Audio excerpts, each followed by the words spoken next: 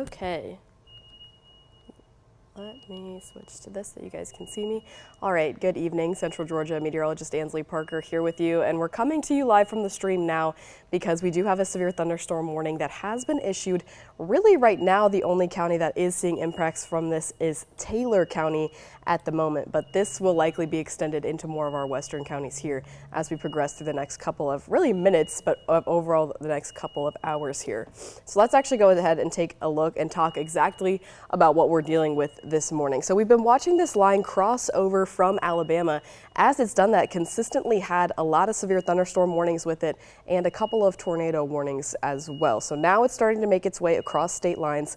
It's moving into Georgia and it's starting over here in our western county. So the good news is with this warning, actually, we're not seeing impacts in Taylor County just yet. We're starting to get close to where we'll need to see those too. And it's actually here where we're going to see impacts. We haven't seen them just yet. That's what I was saying. This warning has been extended into our viewing area, but at the moment you can see it's clear on the radar when we're talking about this area here towards Butler. The biggest line still towards our west, but they've gone ahead and extended the warning because it's making its way towards us, and as it does, it's likely still going to maintain severe thunderstorm warning strength. So let's kind of go a little bit big picture since we have a minute here to talk about exactly what we're dealing with before we're dealing with some major impacts. So let me take this full screen for you so that you can get a better idea of what it is exactly that I'm saying here. So this entire line of showers and thunderstorms, this is what our weather impact alert was for. We knew this was coming, and this is what it is. It's moving in here from the west, making its way towards central Georgia now at the moment. And let me actually turn the lightning off and stop the motion of this so you can get a solid idea of what we're looking at right now. So as it's crossed Alabama, again, continued to maintain some severe thunderstorm warnings, now moving into Georgia and holding on to some severe thunderstorm warnings. The thing to note as this does make its way across state lines is that it did drop a couple of tornado warnings. Now, the good thing about this is as it's done that, they've picked back up and down. So they haven't lasted a super long time. They've kind of touched in and out of being tornado warned storms, but it definitely is just something to note as it kind of makes its way towards us that a few of these storms have been showing signs of rotation. So we're really going to keep a close eye on these, especially as they make our way towards our western counties. But again, no impacts at the moment. The severe thunderstorm warning is for Taylor County. You can see the corner extending right into the western part of Taylor County, but we aren't seeing any impacts at the moment. It's just ahead of the storm coming in. They've gone ahead and issued the warning saying, hey, you're still going to see some severe impacts by the time it makes its way into Taylor County. So let me actually see if I can get these beeps to stop. I'm sure that's not fun for anybody to listen to. And we'll continue to track where this storm is heading and what the impacts are at the moment. So with the specific line, let's go into the details of why it is that they've warned this storm. I believe that the reason was because the wind speeds were already up to 60 mile per hour gusts. And again, like I said earlier, as this kind of crossed state lines, it's still really maintained its strength and it's running into an unstable environment as it comes our direction as well. So it's likely to continue maintaining strength as it moves here into central Georgia. And I hear the chat going off, so just give me 1 second to make sure they're not saying anything specific about our severe thunderstorm warning.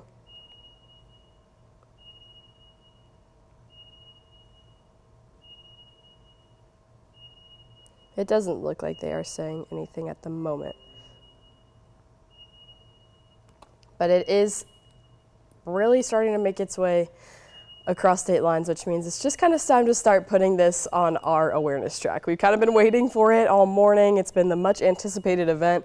Now it's finally time to start saying, hey, if you're over here in Upson County, Taylor County, Macon County, Crawford, Monroe, Lamar, it's time to start paying attention to the weather, maybe just having the TV on, having your radar on, because this storm is going to start making its way into our region here soon. I'm actually glad that they've gone ahead and issued the severe thunderstorm warning just because we still don't have impacts, so we have time to kind of say, hey, let's get prepared here. And I'm going to go ahead and put this back in motion so we can see just the progression of how this storm is moving. The severe thunderstorm that we're watching move into our location appears to be moving at 45 miles per hour. So actually, let's go ahead and time that out when we could probably expect to see some impacts across central Georgia here. So this second polygon is where the warned storm is. So let's see if we can kind of take this line here inside of our polygon, and it looks like it's moving east at 45 miles per hour. So let's go ahead and just take it straight east at 45 miles per hour. So again, really in the next, I would say, hour or so, it doesn't even say it's going to be reaching Buena Vista until 4:27. So we're not likely going to see the impacts from this storm until a little bit later. Like I said, this is really just the prep time. It looks like it's still going to be moving across western Georgia over the next hour or so, reaching Cottonton at 2:40 and not making its way into Buena Vista until 4:27 if it continues its track at this speed. Again, we could be looking at something a little bit earlier. I'm also watching the severe thunderstorm warning that's just to the north of it that you see over Hamilton right now. Probably the area that gets the most of your attention, right? You're seeing that dark red area. It's probably what you're paying attention to the most. So it's likely that we could also see that severe thunderstorm warning be extended into Upson County here in the next couple of minutes as this continues to track forward. But at the moment, really still just not seeing impacts there, just saying, everybody here in western Georgia, we want you to get ready because this line is still holding together as it makes its way towards you. And actually, let's just kind of go big picture here for a second so we can see all of the warnings that they're kind of extending here. So it's not really just us. They're getting everybody prepared that's somewhere in the path of where this line is heading. And give me a second, this National Weather Service chat is going off, so I just want to make sure that I'm not missing anything here. Still looking like nothing for us necessarily. It does look like they're talking about this severe thunderstorm warning over here towards Carrollton. But what we're talking about here for us in central Georgia is still a lot of quiet. I would say this is kind of the calm before the storm. What can you expect when this is arriving? Let's talk about that for a second here. So you can see that this line is still pretty organized. You also can see, and let me get my pointer out while I talk about this so that I can kind of explain better what it is that I'm referencing. You can see that there's a pretty distinct line right here across Hamilton up towards LaGrange. A lot of lightning in this region, and this is kind of one of those areas we were watching earlier because there was a tornado warned storm within this line that's heading towards us. Not right now, obviously we just have severe thunderstorm warnings right now, but when you start to see some of those darker values, you see some of those purples, it's possible that we have some hail and then also maybe some areas where we could see some signs of rotation along this line. Really, mostly right now it looks like we're looking at lightning and a lot of heavy rain. So it doesn't look like that's our main concern with that at the moment. And then the secondary line with the severe thunderstorm warning that extends into Taylor County, still kind of looking at the same thing. Let me get my pointer back out for this as well. This area here, just a lot of heavy rain and a lot of lightning, likely pretty loud in that region as well. And you know what? I wonder if I can actually pull up a sky cam from where this is happening and maybe we can get a good picture of what's going on the ground in these areas. So the thing about it is I'm seeing some questions here about the timing in different areas. It's moving at a good pace, but I would say that we're still relatively on time for it to make that kind of 4 a.m. arrival in our western counties in central Georgia. It's still kind of taking its time getting here. It's already 3:35 right now, and we're still kind of waiting for it to see. And you just saw when I dragged out that timeline. In fact, I'll just go ahead and drag it out for this entire line here, and we'll extend it out. It was said it was moving at 45 miles per hour in an easterly direction. So if we time that out, you can see it's not truly in central Georgia until the next, I would say, 45 minutes or so. We're not really looking at impacts until kind of that 4 a.m. hour. So we're still kind of in that period where we're just paying attention and saying, okay, we need to start looking at this. It's definitely heading our direction, but we still have a little bit of time to get prepared here. And once again, let me kind of read out to you what it is specifically that they warned this storm with.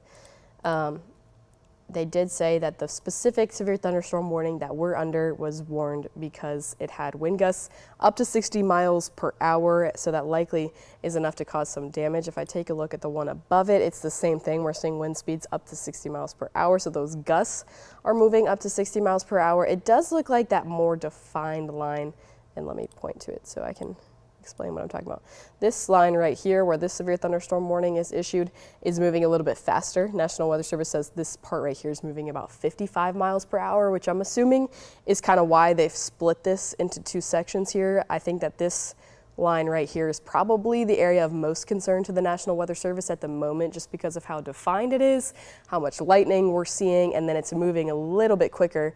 And you also can see kind of a little bit of a divot there, meaning that we're probably seeing some pretty strong wind speeds in this region. When you start to see a shape like that, where it kind of takes a curved appearance like what you're seeing along this region just south of LaGrange, that means the wind speeds in that area are probably getting pretty strong at the moment. So I think that's kind of why they've split this up here into two separate warnings. We're likely looking at this section right here making its way towards central Georgia, especially because it's moving in an easterly direction. But if we play it out too, you can kind of see it's moving really a little bit north as well. And let me actually play it out so that you guys can get an idea of what I'm talking about. If we, give me 1 second to play this forward. Oh, my bad.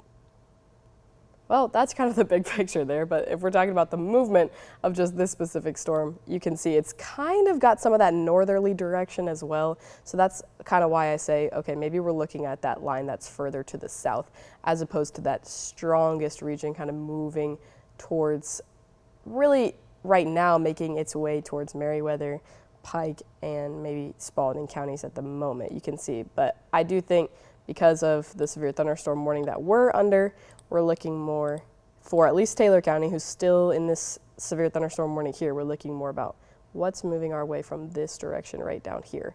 I will say this is definitely the part that raises my attention the most. So if you are over here, maybe in Upson County, Pike counties, Lamar, just also putting this on your radar if you're kind of in this little group here, especially if you're under the severe thunderstorm warning. But if you're in the group that's kind of just to the northeast of it, just kind of paying attention, because I do think that this is the part that I'm paying attention to the most at the moment, just because of how strong the winds are looking there in that area. And then also we're seeing a lot of heavy rain coming down on I-85 right here. So if you're driving on I-85, this is not a good time to be doing that. It's definitely dumping a lot of rain, and you can see all the lightning strikes that are coming down as well. So that's the area that I would say I would pay attention to, just if you're past where they've issued the severe thunderstorm warning. And I'm still hearing the National Weather Service chat, so give me just a moment to make sure that they aren't about to issue something further for us.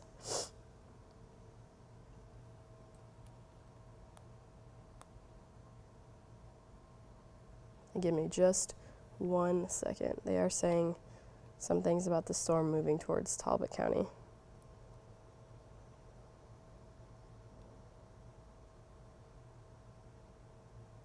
Okay, so the good news is that area that I was talking about here, this area where we're seeing kind of these strong wind speeds, a little bit of what we call bowing, is what I was talking about there, where you see this shape that it kind of looks like a bow and arrow. This is where the strongest wind speeds are. So the National Weather Service is kind of echoing what I was saying. This is the area that we're paying attention to right now, because the wind gusts are up to 60 miles per hour in this area. But the good thing is they said that there's nothing looking tornadic at the moment. So at the moment, they're not seeing any signs of rotation that are making them feel concerned. And I can kind of echo that here if we take a look at our velocity. I definitely see high values. So we're seeing kind of some of that light blue here indicating, yeah, there's some pretty high wind speeds in this area, but I'm not seeing anything at the moment that looks like it's rotating. Maybe just keeping our eye on this little section right here, just right there, but it doesn't raise any major red flags to me at the moment. And the fact that the National Weather Service isn't raising any super red flags kind of echoes that to me as well. So just keeping our eye on that, especially in Talbot County. If you're in Talbotton, just kind of paying attention to, hey, this area of highest wind speeds that we're seeing, where you see these bright reflectivity values, that's making its way towards Talbot County right now. I know that's not necessarily a part of our specific viewing area, but definitely people in Talbotton could be watching. So paying attention to that in that area. And over here towards Butler, where our severe thunderstorm warning, which is just still for Taylor County, is actually issued, we are still not seeing impacts just yet, but it is likely we could be seeing some fast wind speeds as well. If this section right here kind of starts to group together and makes its way towards Taylor County, they could also be seeing a couple of really fast wind speed values as well. So definitely in Taylor County, I still want you to be paying attention. We're still in the severe thunderstorm warning in that region, just because it's quiet right now and you probably don't hear much, or maybe you can see some lightning in the distance. Doesn't mean that I want you to let your guard down. In fact, this is This severe thunderstorm warning is really the warning to say, hey, let's get prepared because this line is slowly making its way towards us. So let me see if I can do a little bit more about timing here. And I am seeing a little bit of some questions here about weakening. I will say, and I'll just come face to face with you guys here for a second. I will say, when we were watching this line move through Alabama, there was a lot of areas that were being watched for tornadoes, a lot of severe thunderstorms that were being tornado possible tagged, and there were several tornado warnings. So not necessarily that it's weakening, but it's a positive sign at the moment that we don't have any tornado possible storms, or that we're not watching specifically for areas of rotation as it moves into central Georgia. It doesn't mean that there's not going to be areas of rotation moving into central Georgia. We're still under a tornado watch, and if I actually let's take a look at the tornado watch here. Most counties, excluding a few, are under a tornado watch. That's the red box that you see there. So we still have the conditions. They're still possible. It could cause a brief spin-up tornado. But I will say it's positive news at the moment. Of course, it's always positive news when you don't have any tornado warnings. But it's positive news at the moment that we saw a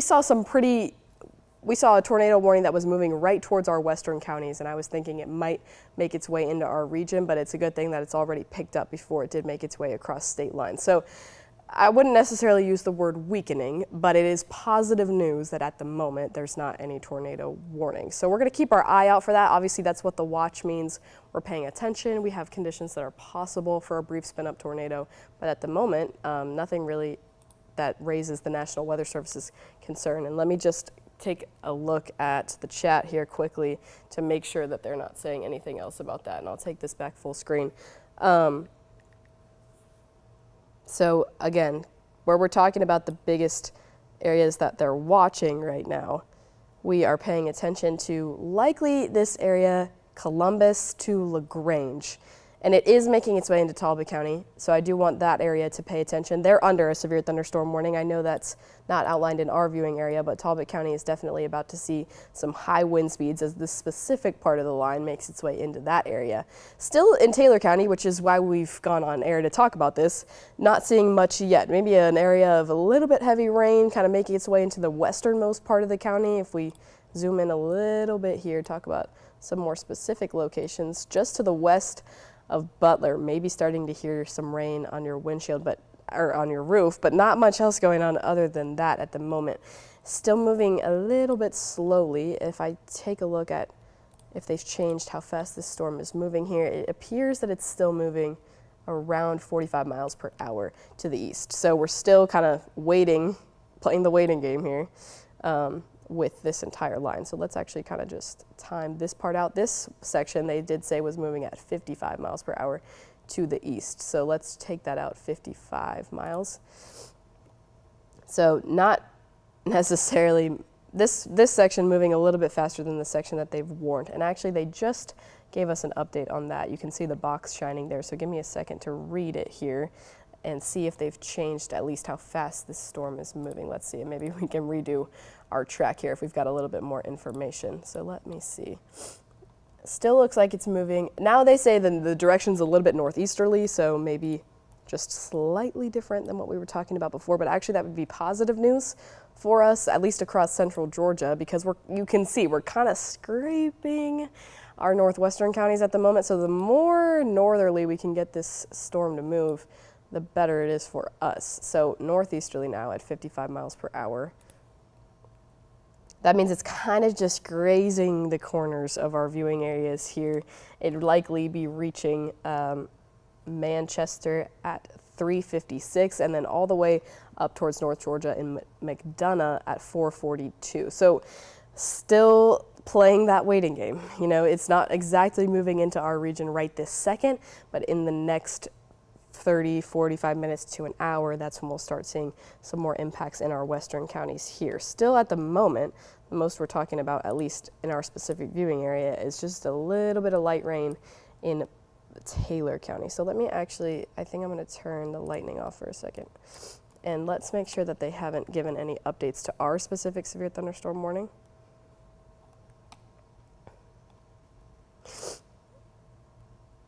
Excuse me also, I'm sorry for my nose running a little bit here. All right, Doesn't look like we've got any updates at the moment here. And let me take a look at when this was set to expire. This one right here. 4:30 a.m. So we still got some time on this severe thunderstorm warning. I'm assuming that they've extended it out that long just because, like we were saying, we're not seeing any impacts at the moment, but it will eventually make its way towards us.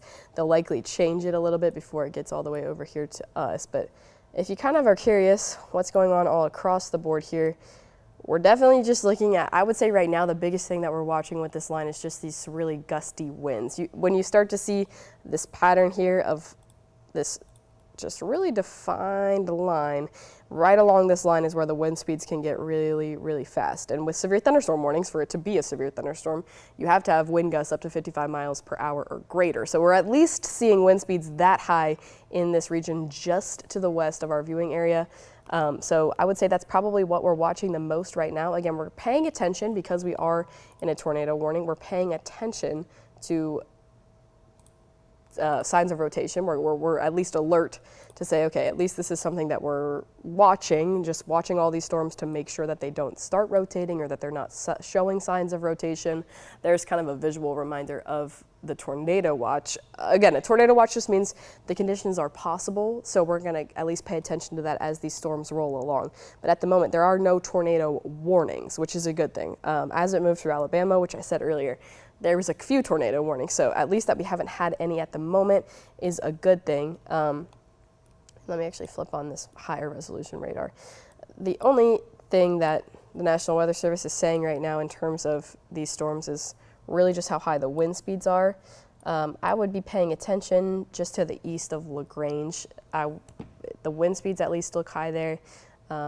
Maybe a little bit of, at least a little bit of strong winds over there in LaGrange and then out towards Talbotton. So right here, actually, you can see it. Look how bright that value is getting. Just to the west of Talbotton. They're about to see some pretty strong wind speeds, especially in Talbot County. This is kind of moving, they said northeasterly, so it's about to kind of go like this, but it is going to roll right through Talbot County. So about to see some pretty high wind speeds there. Other than them, we are still kind of just playing the waiting game. If we look at the other regions, that's really the strongest wind speeds at the moment, and then over there towards LaGrange, just kind of paying attention just to this little, tiny little notch that we're seeing here, just to make sure that that's not doing anything that we don't want it to do. But at the moment, it really just looks like high wind speeds are our biggest concern here. And that's really just reflected on the reflectivity. Not seeing anything that raises any major flags to me that says, hey, this is turning, the storm is turning. So that's really good news. The less rotation we can have throughout the early morning hours tonight, the better. So let me actually go to a chat and see if there's any specific things that I need to address.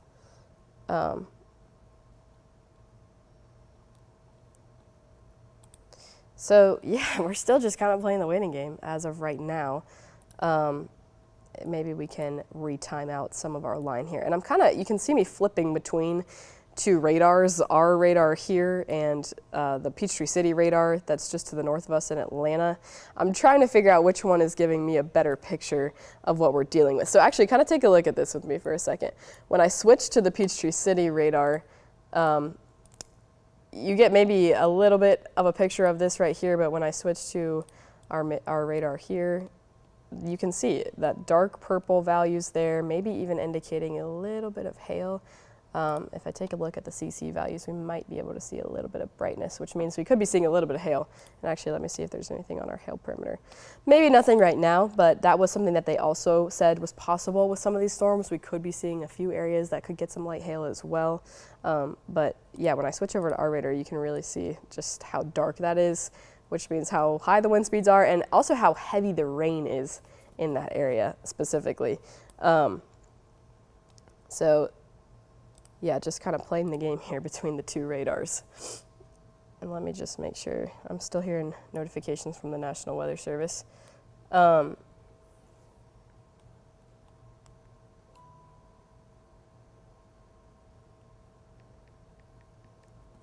let me just read up on what they're saying here.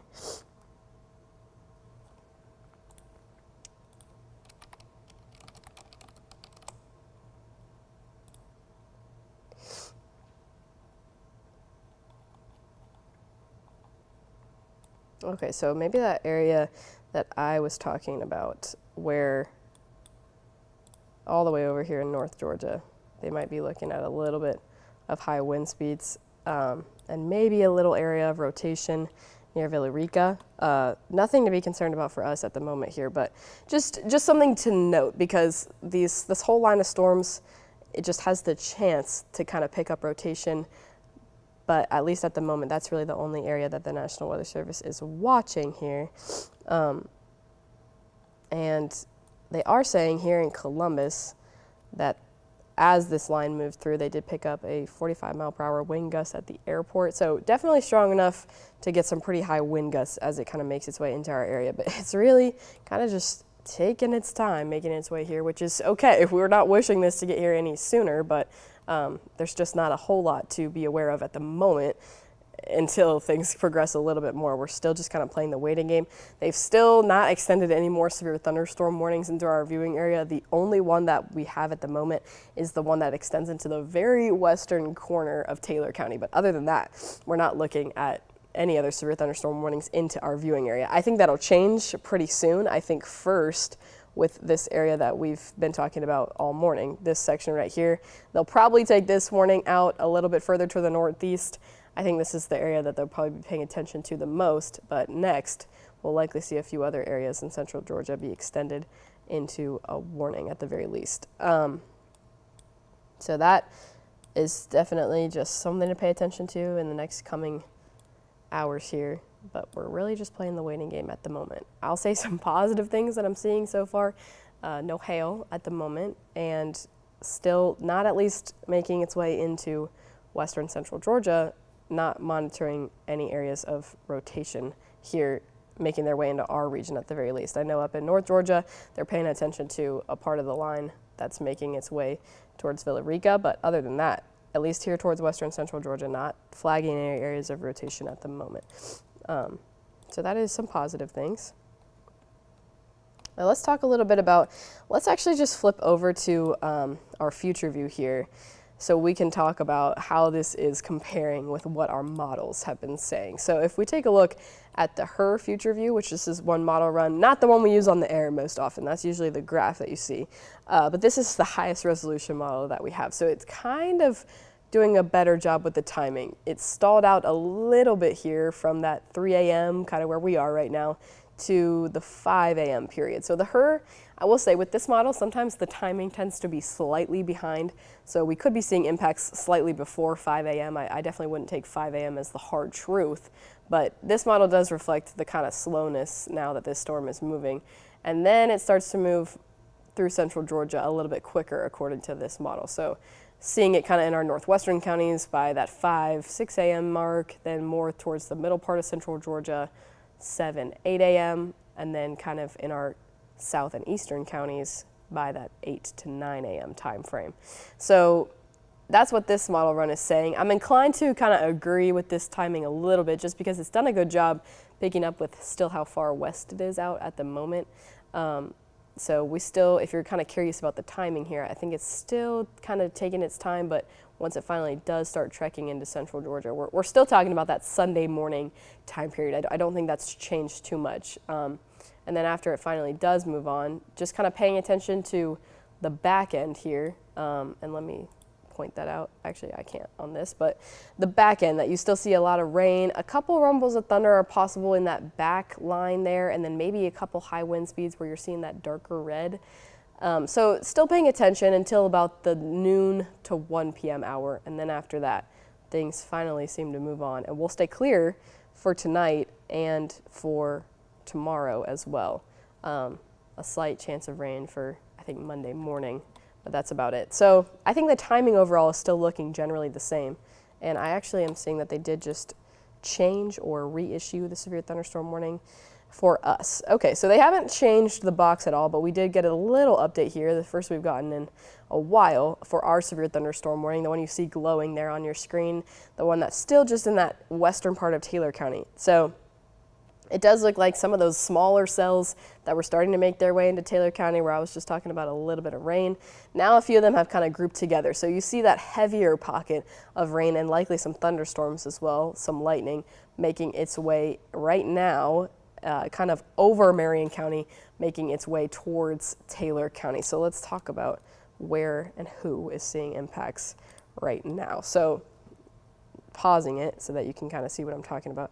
Now in Marion County, a little bit more rain and some grouping of likely some heavy rain and some thunderstorms in here. You can see a couple areas of lightning. So this section now kind of moving over Marion and making its way towards Taylor County. So likely this little area they've still just held on to in the severe thunderstorm warning. They're probably first in terms of who in central Georgia is about to see impacts from this line. Let's talk about who actually that is. That's just west of Butler, just south of Junction City. Still the only people in the polygon, but this whole line eventually is going to be making its way into the whole area. Let me see if I can switch it over to our radar to kind of get a better picture of what exactly we're looking at. I would still say the area that I'm paying attention to the most, or that the National Weather Service probably is paying attention to the most, is still just north of us. So now getting a little bit closer here to Upson County. We may get an update here soon where maybe they extend this into Upson County, but it is getting a little bit closer. Probably, actually, we can do the arrival time for that. And let me make sure it's still moving northeast at 55 miles per hour. That was the last update I got from them. Still does look like that's the case. So let's drag this one out. 55 miles per hour to the northeast. So it'll be making its way into Upson County here a little bit soon. So Woodbury at 4:03, Sunset Village at 4:14, Hannah's Mill at 4:18, Griffin at 4:29, and then all the way in Albuquerque Shores at around 5 a.m. So kind of just taking its time, at least to get towards Lamar, but Upson County would likely be seeing some impacts here in the next couple of minutes. Let's talk about who is going to be seeing impacts in the next couple of minutes. Just to the north of Thomaston, this whole area in between Thomaston and Woodbury, likely going to see some high wind speeds here soon. Further than that, maybe a little bit longer, but soon nonetheless. Pike County and Lamar County probably going to see some impacts from this line here that's got a little bit of high wind speeds on it as well. And let me just take a look at the reflectivity just so we can see if there's any areas that are striking me as concerning for rotation. Nothing super impressive. Again, we're still under a tornado watch, so we're still checking all these storms to make sure that none of them are doing any bit of rotating here. Nothing screaming to me at the moment. This is something that we need to be concerned about. So still good news, at least on the rotation front, but that's kind of the next track with this specific storm. And then down here further towards our south, where our severe thunderstorm warning is still holding on to Taylor County. A little bit less, but we're still in severe thunderstorm warning criteria, which means wind gusts are still up to 55 miles per hour or greater. And I'm not saying anything else in the National Weather Service chat about changing anything or watching anything specific, which I know that, and we can come face to face from time to time. I got questions earlier about if this is weakening or, what are the positive signs from what we're seeing right now. I will just say, when I was watching this leading up to coming on the stream, I was paying really close attention to a lot of storms, a lot of areas of rotation, because a lot of them were looking like they were showing signs of rotation and they were watching them for tornado possible tags. So they just gave us an update on severe thunderstorm warnings, which looks like they've gone ahead and issued a brand new one. I'll take you guys back full screen so we can chat about it here. Now, okay, so kind of exactly what we were just saying here. You can hear the beeps over me. That is because this now new severe thunderstorm warning has been issued for Spalding County, Fayette County, Meriwether County, Pike County, Monroe County, Upson County, southwestern Butts County, Henry County, Crawford County, southeastern Coweta County, southeastern Clayton County, central Talbot County, Taylor County, and Lamar County. So generally the area that we were just talking about, right? We kind of said that this is the area that was going to see impacts next. That seemed to hold true so far. So we're talking about, again, this is more of a, is a warning for sure, but none of these areas right now are seeing impacts from this system. What the National Weather Service is really doing with all of these severe thunderstorm warnings is giving everybody a heads up. Hey, this whole area that's outside in the polygon or outlined in the polygon here, you're all going to see impacts here soon, but it's not to you just yet. You can see exactly where it is at the moment. Just still further towards the west than what they've outlined. This is the area that they're talking about, but all the areas that they've outlined, they're expecting, the National Weather Service is expecting, hey, as this line starts to make its way towards you, all the way out here in Monroe County, it's probably still going to maintain severe thunderstorm strength, which means wind speeds up to 55 miles per hour or greater, or you could see some hail. And, you know, we're watching all of these storms for the possibility for rotation. So they're really just telling everybody towards Monroe, Lamar, Pike, Upson, parts of Crawford, this little teeny tiny corner of Bibb. So they did list that on the list there, but you can see it's just really the line of the polygon has just clipped Bibb County. So I would say they're kind of last to worry about at the moment here. It's still going to take its time getting towards Macon. But they're telling everybody that's in this polygon, it's not to you yet, but by the time it does get to you, we're still going to be paying close attention to this storm because the wind speeds are still going to be strong. We're still going to see heavy rain. We're still going to see lightning. We're watching for the chance to maybe see some hail, and we're going to keep our eye on this all night for rotation just because we're still under that tornado warning. So let's talk about who's seeing impacts now and now who's a little bit closer to it. So we talked earlier about Talbot County. They were starting to be close to seeing some impacts. Now the brunt of what's coming through Talbot County right over Talbotton. You can see where the line is crossing over. That initial line is going to be the strongest area that you're going to see with this system. So let me take it over to our radar and see if we can get it to switch. So yeah, when you start to see these darker reflectivity values, this purple here, seeing some heavy rain and some strong wind speeds just moving right over Talbotton at the moment. So after that area blows through, that's the strongest region that you're going to see all night. And it's making its way over Manchester, Greenville, moving towards now, okay, who's next? We've got Upson moving towards Thomaston, and then further towards the south, we're still waiting on Taylor County to see some impacts, but they're up next to it. I can kind of take it out a little bit bigger picture to show you what I'm talking about. So impacts right now over Talbotton, but about to be in Upson County and closing in here as well on Taylor County. So those are kind of the next two counties that are going to see some impacts here, like right now, next. Further towards the south, we're seeing a little bit more disorganized line here, but still some thunderstorms. So we're still talking about some heavy rain and likely some strong wind speeds in this area too. Not severe thunderstorm warning over here towards Ellaville and Americus, but they're also seeing some impacts here at the moment. And I'm still seeing some notifications here from the National Weather Service. So give me 1 second to make sure that they haven't changed anything or added any more details with this specific warning that they've issued with us here.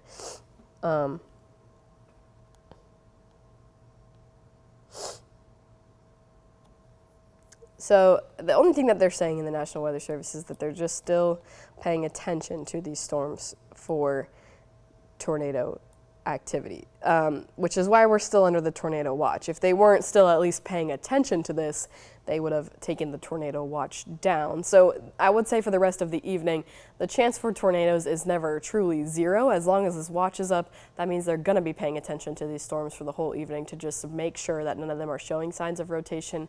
The positive news with this at the moment, it's just severe thunderstorm warnings. So we're not seeing any tornado warnings here at the moment. And if you were with us, if you've been with me all morning, I was talking about this earlier. When this line moved over Alabama, just to our west, it was about to cross state lines. I was really, really paying attention because there was a lot of areas that were showing signs of rotation. There was a few tornado warnings. So I was feeling like we were about to have some tornado warnings here in our western counties, but it definitely has stopped showing signs of rotation since moving into central Georgia. So at least positive news from the time it made it from Montgomery, Alabama to here in central Georgia. No tornado warnings for us here, so that's good news, but we're definitely going to pay attention to that for the rest of the evening at the very least.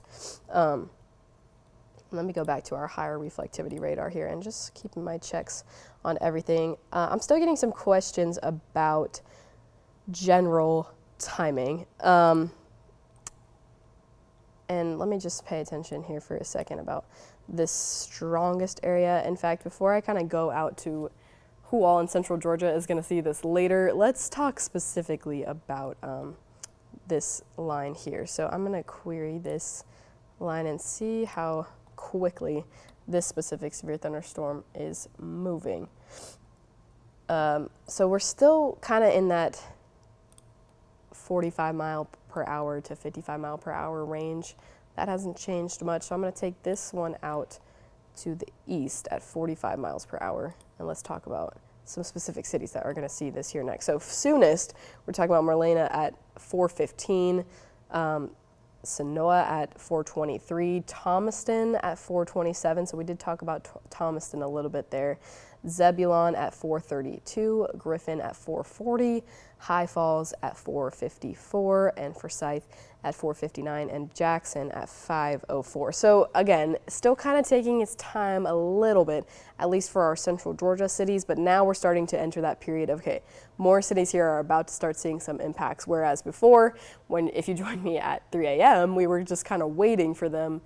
And now we're starting to say, okay, these warnings are a little bit more active in the sense that these cities are about to start seeing some impacts here soon. So that's kind of the latest on that part of the storm.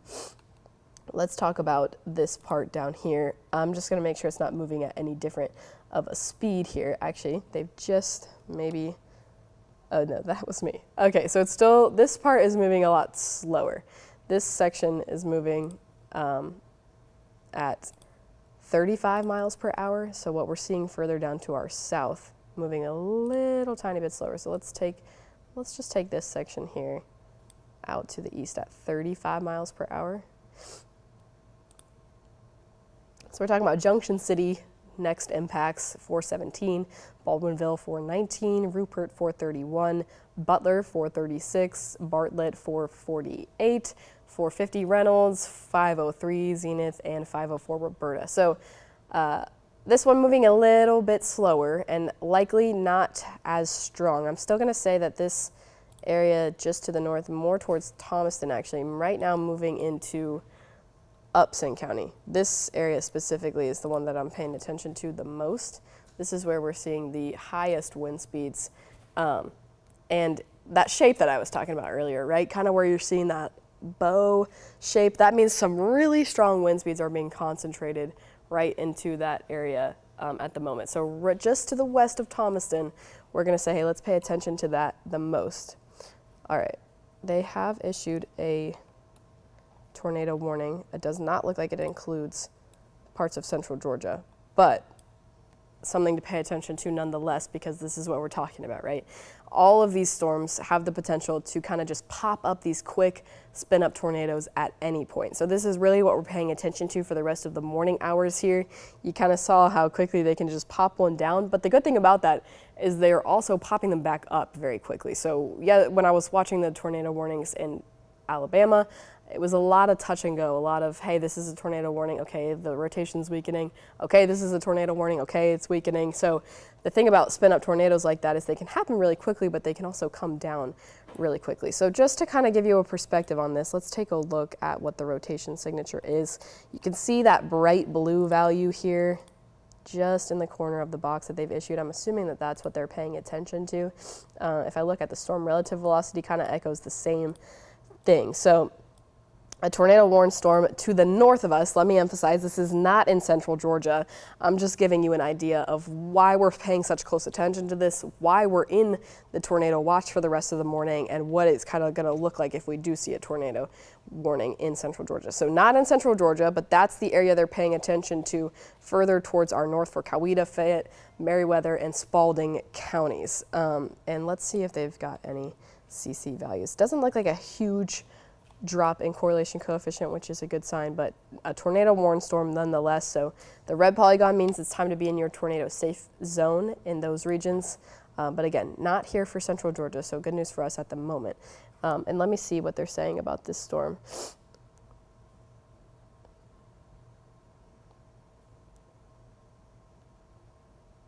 Okay, so that's kind of just the big picture there. That's what we're paying attention to for the rest of the morning with these storms. But in terms of what specifically is going on here in central Georgia, what's catching my eye the most? Let's talk about it. In Upson County, again, right to the west of Thomaston, we're seeing some pretty high wind speeds in that area there, making its way in Thomaston here in the next couple minutes. So you're probably going to hear some lightning and thunder in the next couple minutes, and you'll hear some really high winds as well. It's making its way to the east, so it'll be in Thomaston there soon. Also making its way into Pike and Lamar counties. Now again, that tornado warning storm is just to the north of Pike and Lamar counties, so something to pay attention to at the very least. It's attached to the line that is showing signs of rotation that they've decided to warn. And I'm still hearing the National Weather Service chat, so I just want to make sure that I'm staying very, very updated on that, especially because there is an active tornado warning here at the moment. But again, just important to note, because obviously the wind speeds here are strong enough to have this area become a tornado warning storm. It quickly started to show some signs of rotation. So attached to the rest of the line, important, some fast wind speeds moving into Pike, Upson, and soon Lamar County. Further down to the south where things aren't as strong, but we're still seeing strong enough impacts for a severe thunderstorm warning. Talbotton's still sitting under some of the impacts from the initial brunt of that line. Now the strongest part, where the wind speeds are the highest, kind of making its way further towards the east. So east of Talbotton, going to see some impacts in just a minute. And actually our very first severe thunderstorm warning, Taylor County, still not seeing the worst of it at the very moment. They're really playing the waiting game here. The worst of it further out towards the west in Marion County still, but they're starting to have some rain. You can see that there. Those darker values, heavier rain, maybe, I don't think that we've seen hail just yet with any of these, but let me see if we got a hail parameter. And I don't see anything. So no hail at the moment, at least not indicated on the radar. But those are the impacts that we're looking here for Taylor County in the coming minutes. So keeping our eye on that area of rotation just to the north, again, not in central Georgia. This tornado warning is not for central Georgia. And let's take a look at how. And then I will say also the National Weather Service is saying in the chat that there is no radar confirmation yet of debris. So what I was showing earlier, this CC here, which is correlation coefficient, essentially just means, hey, is there stuff in the air that's not supposed to be in the air, like items that are being lofted around from some potential rotation? When you're seeing a lot of the same color here, which is what we're seeing, a lot of that purple, some of these reds, we're not seeing a huge area of rotation, or a huge area of potential lofted debris, excuse me. If you were seeing some blue values, that's when I would say, okay, there is definitely something in the air that's not supposed to be there, but nothing indicating at the moment that things are being lofted up into the air. We're still just going based on this rotation. I will say this little section does, and actually in this latest scan, maybe not so much, but still showing at least some signs of rotation there. Same kind of thing if we just look at base velocity. Bright values can indicate the same kind of thing. But all of that to say, the National Weather Service is saying that the tornadoes that they've been warning today have appeared weak, which is a good news. And that's kind of what we were expecting, right? We were talking about this was going to be a chance to see some brief spin-up tornadoes, not necessarily major tornadoes coming here through central Georgia. Just a lot of this line with really high wind speeds, it gives us the chance to see a couple of those brief spin-up tornadoes if we start getting areas of rotation enough. And I'll also say that latest scan, that did give me some positive indication here. If we take it out, let's actually do that. You can see where it comes together just north of Woodbury. Then they've warned it, but it looked tight there, and now it's starting to show some signs of weakening. So definitely positive news with that storm, and especially when we never saw any lofted debris. That's even better news. If we kind of take the same thing out on base velocity, you can probably see the same signs of rotation as well. So definitely seeing signs there, and then that brighter blue value starts to kind of die down. It definitely looks like the rotation is weakening in that area. So good news, at least for that tornado warning. We're going to treat it as a tornado warning nonetheless. If you're inside of that polygon watching our coverage, continue to be in your tornado safe place until they expire that, but positive news on that end. What maybe is becoming slightly, maybe a little bit stronger is the wind speeds that we have in parts of what looks like just to the west of Thomaston and parts of Pike County. So we talked about this earlier, but in case you weren't joining us just yet, when you get this shape here, that's kind of what they call a bow. So when it starts to kind of look like a bow and arrow, this can usually be an indication that the wind speeds are really, really high in that area. So if you're in the western part of, and excuse me, I'm just making sure they're not telling us anything else about that storm, but actually it just looks like we're getting the high temperature from yesterday. So the western part of Pike County here, where some of that bowing is happening, and the western part of Upson County, this is where wind speeds are picking up right now at the moment. So if you're in Zebulon, if you're in Thomaston, the wind speeds there are probably about to get pretty strong. They haven't upgraded this. It's still a severe thunderstorm warning, so we're talking about wind gusts. The actually specific warning, they said wind gusts were up to 60 miles per hour. We're talking about high winds up to 60 miles per hour or greater. So paying attention to that, especially in Thomaston, Zebulon, and then it's making its way, it's continuing that easterly direction. So it'll be making its way into the eastern counties here in the next few minutes. Further towards the south, Talbotton now looking to be out of that area of high wind speed that we were watching. East of Talbotton, starting to see the greater impacts there where the winds are getting higher. Still in Taylor County, which was our first initial severe thunderstorm warning, not seeing that strong organized line that we're seeing further towards the north. We're definitely seeing some lightning, definitely probably seeing some heavy rain as well. And there's wind speeds for sure, or else they wouldn't be outlined in the severe thunderstorm warning, but a little bit stronger further up towards the north than Taylor County. Let's go big picture back here for a second. It's been a while since we kind of zoomed out and talked about what we're seeing across the board. So it's 4:20 in the morning right now. This has started to kind of take its time, easing its way into our western counties. So when we talk about, okay, when is everybody else going to start seeing impacts from this? Let's check back in with our model runs and see if they've initialized this any different. So I've been showing the HRRR model when I'm talking about this because of the fact that at 4 a.m. it still has that initial line pretty far out to the west. Now tracking it out to 5 a.m. it kind of shows the picture that we're seeing now. So a little bit slow moving. If we kind of take it out to 6 a.m., still taking its time, maybe seeing impacts in Macon closer to 7 a.m., and then further towards the east, closer to that 8 to 9 a.m. range. So I know this may feel like it's moving a little bit slower than initially thought, but that 4 a.m. to 10 a.m. range was actually initially what we were thinking. So it may just feel kind of agonizing because we're just watching it take its time coming through central Georgia, but the initial timing that we had expected is still kind of on track here. And it's not really until that kind of noon to about 1 to 2 p.m. that we're starting to see like, okay, I think we're in the all clear. And then we'll stay in the all clear kind of into the afternoon and the evening, but at least for right now, it's definitely feeling like a slow progression, but it is on track with what we were thinking it would be like. And I'm getting updates about that tornado warning. It does look like they've trimmed off some areas. And let me see what specifically they've done.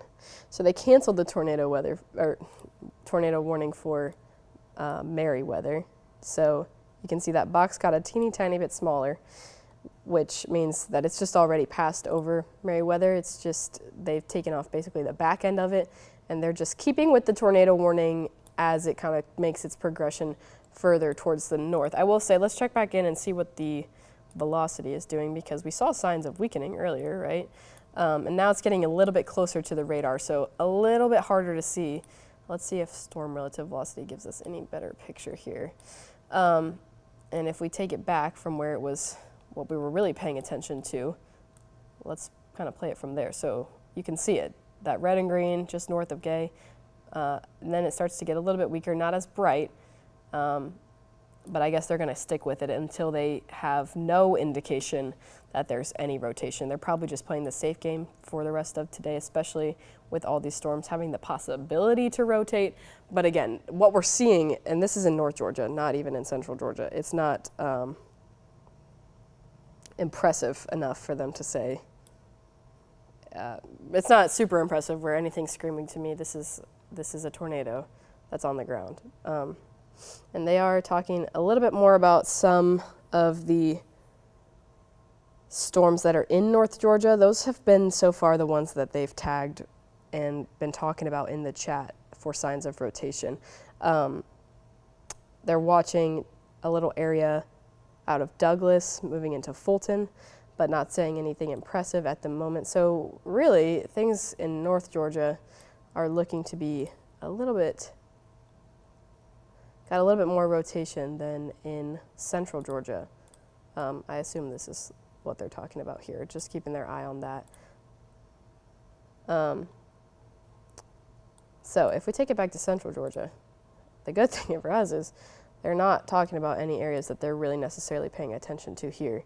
And we're just continuing our, what feels like, very slow progression through our western counties. Now this severe thunderstorm warning to the south is set to expire in the next 5 minutes or so. So they will probably go ahead and take this out to a few more counties to our southwest, although impacts are certainly a little bit less intense further towards the south at the moment than they are further towards the north. So it'd be interesting to see what they do with this specific warning here. Further up here towards the north, where we had our initial severe thunderstorm warning, and here they're talking about canceling this tornado warning. Sorry, just to give you an update on this specific tornado warning, since this is the only active tornado warning we have at the moment. The National Weather Service will be canceling the tornado warning under the next radar scan if nothing else is looking like it's any tighter. So hopefully we'll lose this one here in just a minute. This is what they're talking about if you're just joining us. But nothing, no tornado warning storms here across Central Georgia. And I'm seeing you guys talk about some of the strong wind. Those of you who are over in Thomaston, definitely. We've talked about this many, many times so far throughout the stream, but that bow shape that you see, that is when you start to say, okay, the wind speeds along this line are really, really getting quick. And actually, let me see if I can take off these warnings and we can check out what exactly the wind speed is in that area at the moment. Maybe that area of bright blue just to the north of Thomaston may give us a value. Let's see. Yeah, so certainly wind speeds up to 60 miles per hour, which is what the National Weather Service have been saying. So pretty strong at the moment in that area. And let me see if I can actually get it on our radar. Yeah, okay. Let's see what kind of values we've got in here. So at the very least, we're seeing severe thunderstorm warning wind speeds, which means wind speeds 55 miles per hour or greater. And things are probably really, really gusty. If you're over in Thomaston, you probably can hear the wind kind of whipping across your house. And let me switch back over to the reflectivity. Not only in Thomaston, but up in Pike County, close to Zebulon, you're about to hear some pretty high wind speeds as well. Just kind of in that border of Pike and Upson counties, that's kind of where that bowing is occurring. So if you're somewhere in between Zebulon and Thomaston, also seeing some pretty high wind speeds, maybe Barnesville's starting to get a little bit loud as it kind of makes its way closer to that area. And bigger picture, now we're starting to see some impacts as well in terms of wind speeds down in between Talbotton and Thomaston as well, where you're seeing some more of that kind of bowed shape here. And you're seeing those dark reflectivity values, definitely seeing some high wind speeds in that area, making its way towards the western part of Crawford County. And then in Taylor County, which we've been watching all morning long, and they had the severe thunderstorm warning earlier this morning, the first one that we saw. Now they're just now starting to see, okay, this area here just to the south of Butler and to the west of Butler are now kind of starting to see some of those bigger impacts in terms of high wind speeds in that 50 to 60 mile per hour range. Still just to the west is kind of where we're waiting on. Butler's been waiting all morning to just see some impacts from this storm. So hopefully moving on from that area soon. But again, if we look at this whole entire line, it's actually fairly more defined up towards North Georgia. So any more kind of disorganization that we can get further towards our south is good news for us.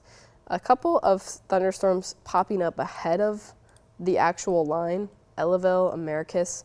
You can see these are two separate lines here. So you may think when this line comes through and then you have a gap here that was it. But just noting in Ellaville and Americus, there's a couple of showers. It actually doesn't even look like there's much thunderstorms except for maybe further towards the south. If this line comes through, it's not over just yet. You're probably going to have a gap in between the actual initial line happening.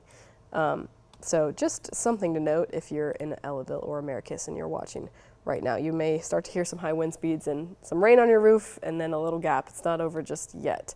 Let me just make sure I don't have any other questions. I'm seeing you guys telling me about the wind picking up on the east of Thomaston. I really believe that. I wonder if I can get any sort of depiction of what's going on any of our sky cams. I think we may still be a little too far to the west to pick anything up specifically, but that is definitely true. Wind speeds here in Thomaston and in Zebulon, especially these two areas, getting some really strong winds. Those winds specifically moving towards Roberta, Forsyth, and just continuing that kind of northeasterly trek. If we actually go big picture now, it looks like they've actually gone ahead and expired some of the severe thunderstorm warnings down further towards our south.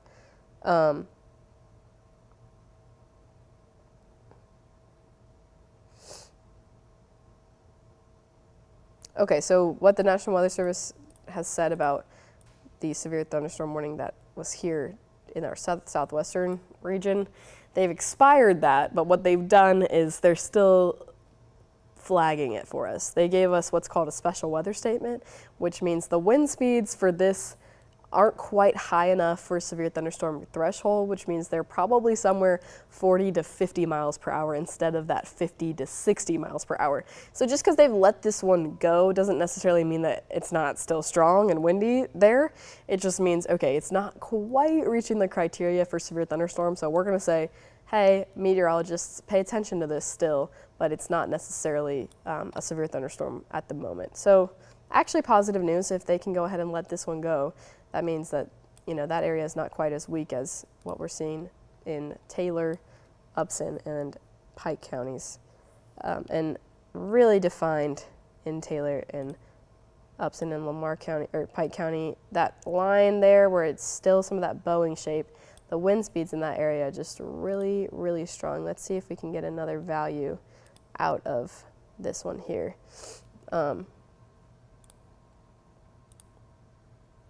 Yeah, still in that 50 to 60 mile per hour range, so really gusty, especially south of Zebulon, north of Thomaston, making its way into Lamar County. That area specifically stands out to me, definitely gusty right there. But I will say the good thing is the most we've really been talking about so far that we've been on this is really just some gusty winds and a lot of lightning too. I'm sure it's probably really loud in most of these areas that are seeing the initial impacts from this line, but not talking a lot about rotation, at least in central Georgia. We saw the tornado warning, and let me actually come back on the screen so we can touch base a little bit.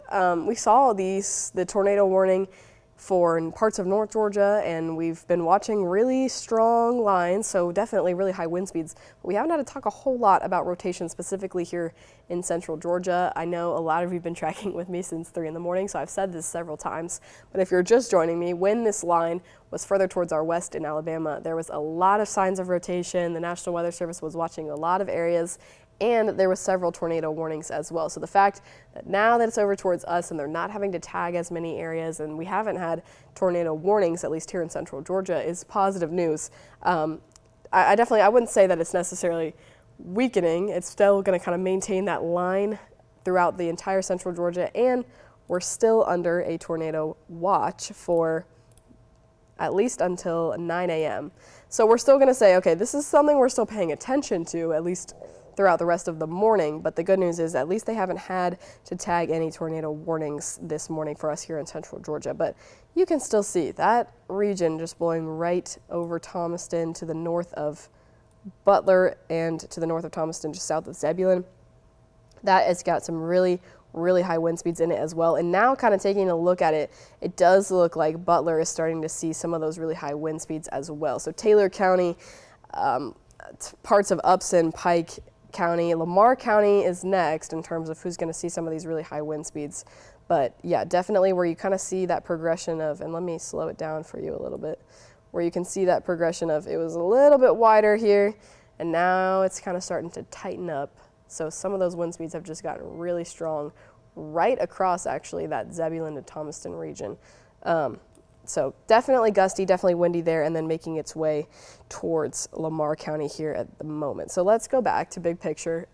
I'll take you back full screen, and let's talk a little bit more about what it is that we're seeing in that area here. And we can still actually time this out. Let's do that. Let's go ahead and use our tool here. And I think that this storm is still moving around 55 miles per hour. That's what it was initially when it was warned. Okay, moving east at 45 miles per hour. So let's use our tool and talk about who's going to be seeing these high wind speeds next. So east at 45 miles per hour. All right, let's talk about these specific locations. So Butler, the first place that's going to be seeing wind speeds really high really soon, 438. So that's coming to you in the next few minutes. Taylor County's been waiting on some of these impacts all morning. That is going to be Butler here next. Then we're talking about Culloden at 442, Forsyth at 455. So now we're talking about a little bit further out. Jackson at 502, and then outside of the warning, if it kind of continues on this trajectory, then we can kind of start talking about Peach County, Bibb County. We're talking about Macon around 523, Byron at 516, Shady Dale at 532. So that's outside of the box, and you can see the box just changed while I was kind of reading some of those times out. So let's see specifically what has changed with this new warning. And it looks like they kind of just changed the shape here and added some areas that are further to the north. So we're still kind of looking at the same story. It looks like they haven't changed too much about it, although now they say it's moving a little bit quicker. We just said 45 miles per hour. Now they say it's moving at 55 miles per hour. The biggest impacts that we're still seeing, we're talking about wind speeds up to 60 miles per hour. So they're still seeing the same kind of really just high winds. That's really what the biggest thing that they've done with this warning. So haven't changed much, other than it does look like they've maybe included some cities closer to Peachtree City. So still just really watching those wind speeds moving across. Now kind of looking like Zebulon is maybe about to be out of that really high area of wind speeds. Barnesville, it's coming your direction here next, and it'll be in Forsyth here in the next couple minutes or so. Thomaston maybe now finally coming out again of that really high wind speed. Let me see if I can get rid of this. Yeah, Thomaston starting to kind of come out of that really red area where that heaviest rainfall and wind is coming through. And then further towards our south, Butler now starting to see the brunt of things. Really high winds in that area and a lot of heavy rain too. So if you're out on the roads for any reason this early in the morning, a lot of heavy rain is coming down with these storms as well. I wonder too if we can actually get a picture of how much is coming down. The good thing is we haven't seen any flash flood warnings, so it maybe is moving on just quick enough to not accumulate too much to trigger a flash flood warning, but it's definitely heavy rain as it comes down, so that would impact visibility if you would be out on the roads this early in the morning. I am getting some questions in the National Weather Service chat about Barnesville, so let's take a look at the reflectivity here. So somebody in the National Weather Service chat is asking about this specific area because of what you can see right here. So a little sign of rotation just to the north of Barnesville. I would say this is definitely something to pay attention to here at the moment. Let's see if we can get a different picture on Storm Relative. So yeah, same kind of story. This is definitely something that I would say is probably going to flag the National Weather Service attention. And let's see if we can play it out and see how this has progressed here in the next few minutes. So that's an area of really high wind speeds that we've been talking about, really gusty winds in that area. But just as it's come to the north of Barnesville, started to show a little bit of signs of rotation there. So we're going to wait and see what the National Weather Service does say about that. But it is possible that they are going to say something here about Lamar County just to the north of Barnesville. So that's just to the south of Zebulon, right in between the two cities. We're paying attention to that area right there. And let's take a look at what it looks like on velocity. So definitely easier to see on the velocity, maybe not so much on the reflectivity. At the very least, very high wind speeds in that region, but we are going to pay attention to this here. And I'm reading up on what they're saying about this here. They are talking about it, so they are going to make a decision about this one here soon.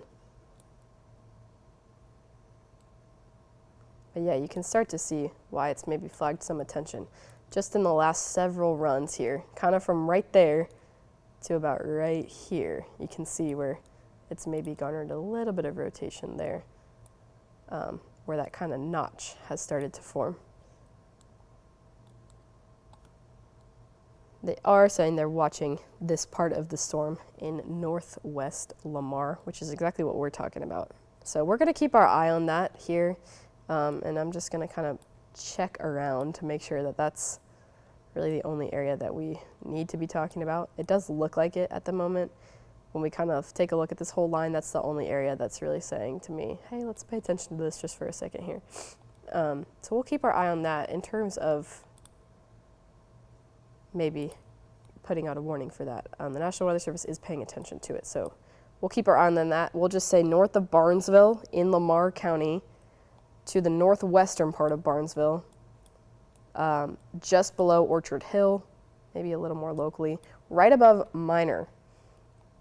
Let's just pay really close attention in this area here, just because if not a rotating storm, at the very least, it's a storm with some really high wind speeds. So just in this region here, in between Orchard Hill and Barnesville, just to the east of Zebulon, in the northeast of Meansville. Let's pay attention here. Goggins, Chapel, Orchard Hill. Let's just kind of putting this on your radar here for now, just to say, okay, in the next couple of minutes, the National Weather Service is going to make a decision about this, and we're going to see about if this means that some of these areas need to be making their way to their tornado safe place. This latest scan is slightly encouraging. You can see some of that separation there, where it was super close here. These two colors were basically touching, essentially. Now you can see that the green, essentially, is kind of backed away a little bit. That can be a slightly positive sign, but definitely still something to pay attention to. And let's see if we can get a different story on the storm relative velocity. So same kind of thing. But yeah, I definitely just want the areas here to the south of Orchard Hill, over towards Chapel, Minor, Goggins, north of Barnesville, just to be aware. At the very least, the storm that's rolling through this area has got some really, really high wind speeds, and it's got some general signs of maybe some weak rotation as well. But although on the latest scan, I am feeling slightly better about that. Kind of can see that little tiny bit of separation there.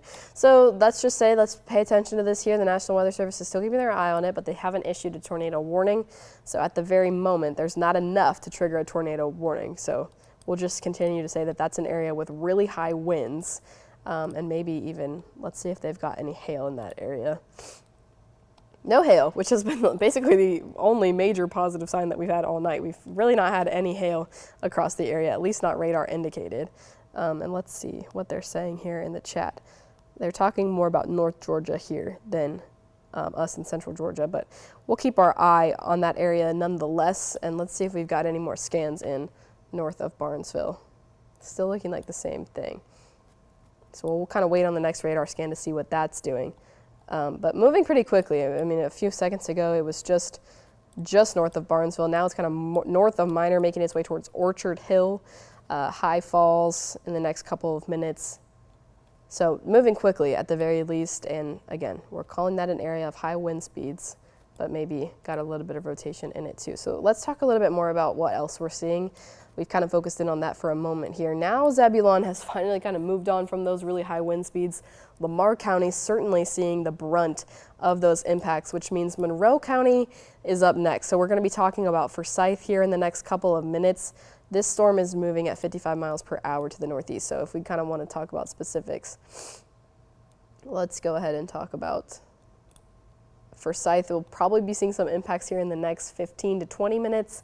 High Falls in the next 15 minutes or so, 10 minutes or 15 minutes. So Monroe County's really up next to see those high wind speeds that we've been talking about specifically. And then further towards the south, we're talking about still basically all of Monroe County. Then we start talking about the western end of Crawford County, which means that Roberta will likely be seeing some impacts here as well in the next few minutes. And let's just check back in really briefly on that quick area that we were kind of keeping our eye on for some rotation here. North of Barnesville, again, still not seeing anything majorly impressive. Obviously not, because the National Weather Service would have tagged this and said, hey, let's go with the tornado warning, but they haven't. So definitely not something that's saying, hey, this is something we need to warn. And actually the latest scans are encouraging. You kind of see that what we were seeing here, and let me tell you why I'm encouraged. When you see this kind of steep inward pull from that green color into the red, that sharp turn here. Watch what happens as we go a few scans out. They kind of start to separate there, and that corner is not quite as sharp. So at least somewhat encouraging in terms of this rotation kind of weakening just a little bit. And obviously it's not enough to have warned a tornado warning. So at the very least, this is just an area of high wind speeds as of right now, but we're just kind of keeping our eye on it, especially with this line, just because we know that this line has the possibility to maybe drop some tornado warnings. So we're just going to keep our eye on that. Let's see kind of where it's at now. And moving quickly, might I add, we talked about Orchard Hill was about to see some impacts. It's now moving on from Orchard Hill, kind of making its northeasterly track. High Falls, Jackson, Locust Grove. You're about to see some heavy wind speed or high wind speeds here in the next few minutes. Walker Mill, Steels Mill, all of those areas, at the very least, are about to see some pretty high wind speeds. So you might hear it start to get a little loud in that region. Just to the east of Barnesville also, high wind speeds where you can see that tight line of organization here. Really high wind speeds in this also, making its way towards Forsyth, probably in the next 10 to 15 minutes as well. And I haven't gotten the chance to quite talk about Crawford County and Roberta just yet, so I do want to talk about that. So this area is still a severe thunderstorm warning as well in the western end of Crawford County, which means Roberta is also going to be seeing some high wind speeds here in the next couple of minutes. Butler still sitting under a lot of heavy rain, a lot of that wind, and a lot of lightning as well. So we kind of, all morning we were waiting to see some impacts in Taylor County, and now Butler's kind of been sat under this initial brunt part of the front kind of for a while. So Reynolds is likely going to see some of that here soon, that heavy rain, lightning. It's probably going to get a little loud in the eastern end of Taylor County and the western end of Crawford County here in the next few minutes. And then bigger picture, no more warnings have been issued here at the moment. So we're still just talking about the northern end of the line here in central Georgia, not the entire line. It does extend all the way up into North Georgia, but this center part of the entire line, which is moving over the northwestern part of central Georgia, is still the only part that's warned. So we talked a little bit about this, and I'm sorry if you're tracking with me all morning long.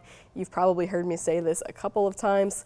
It's encouraging when we don't have a whole string of severe thunderstorm warnings all the way down this line, especially when we have been kind of watching that be the case all the way to the west. So when this was out in Alabama, we had a lot of severe thunderstorm warnings. So let me take a look at what that was, but I think that it's a tornado watch that's been extended. And let me just confirm here with the National Weather Service. It does say tornado watch, so it's no active warning. I know we were talking about that area of rotation, so in the northern part of Lamar County, don't be concerned. This is not that for you. It's just the tornado watch. They've continued it for us. So they've taken it off for some of the counties up to the north, and they've continued it for our southern counties. So the box that you see here, they're continuing it. And let me see if they've changed the time frame on that. or taken out any of our counties, but it doesn't look like they have. So still same story in terms of the tornado watch. And let's actually get back to our satellite and radar so we can continue to talk about that area in northern part of Lamar County. The fact that they haven't warned it yet means that they likely aren't going to, but let's go ahead and keep talking about it.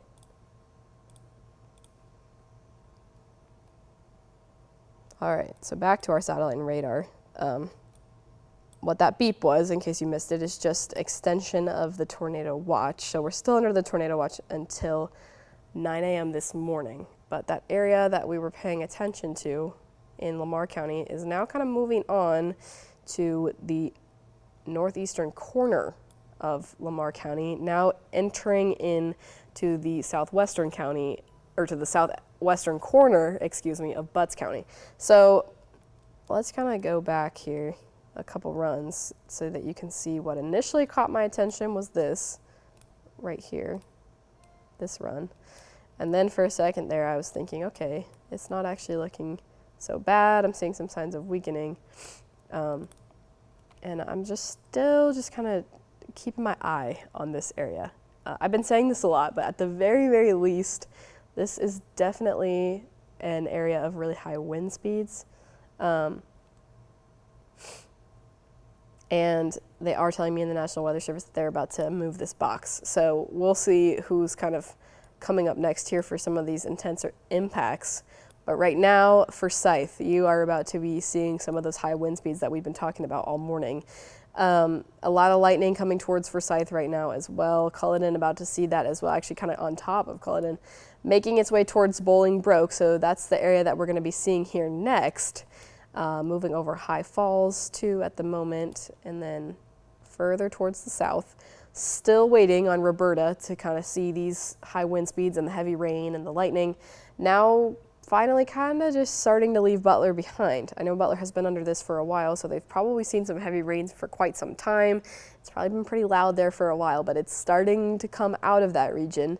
So Butler will be coming out of the heaviest impacts here in a few minutes, making its way towards Reynolds now. So Reynolds likely about to see some of these really high wind speeds. Rupert about to see some of that as well.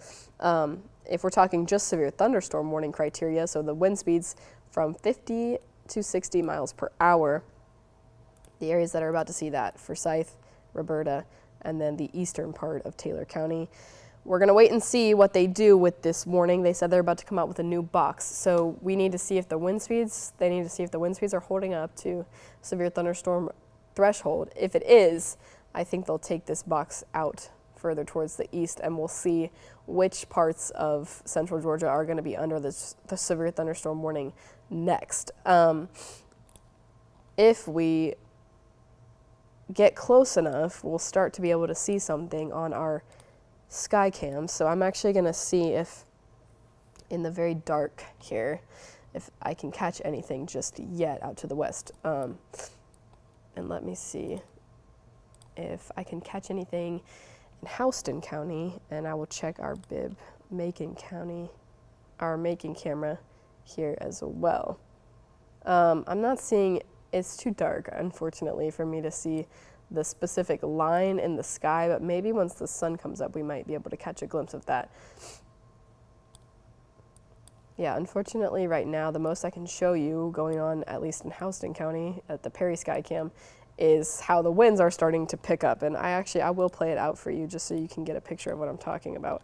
So here's a look at Perry. The winds are really starting to pick up, so you can see the storm is starting to make its way in from the west. The wind's got a really true westerly direction at the moment. You can see it on the water too. Let me kind of turn that. Starting to kind of move into our western counties. So if we look at that, you can see some of the water beginning to move.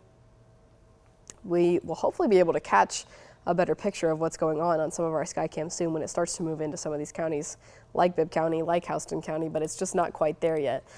Excuse me for just one second while I clear my throat.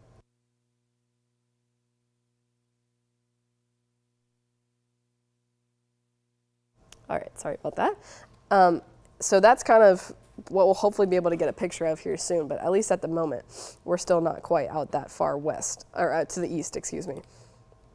So going big picture about where we are right now, I'm hoping, oh, there we go. I was hoping that I would be able to catch the new severe thunderstorm warning right at the brink here, and it looks like we did. So what we're talking about right now is extending the severe thunderstorm warning, and that's what you're hearing on the beeps over me. So they've gone ahead and extended this severe thunderstorm warning now into what it looks like. Let's actually read the specific counties so that you can get an idea.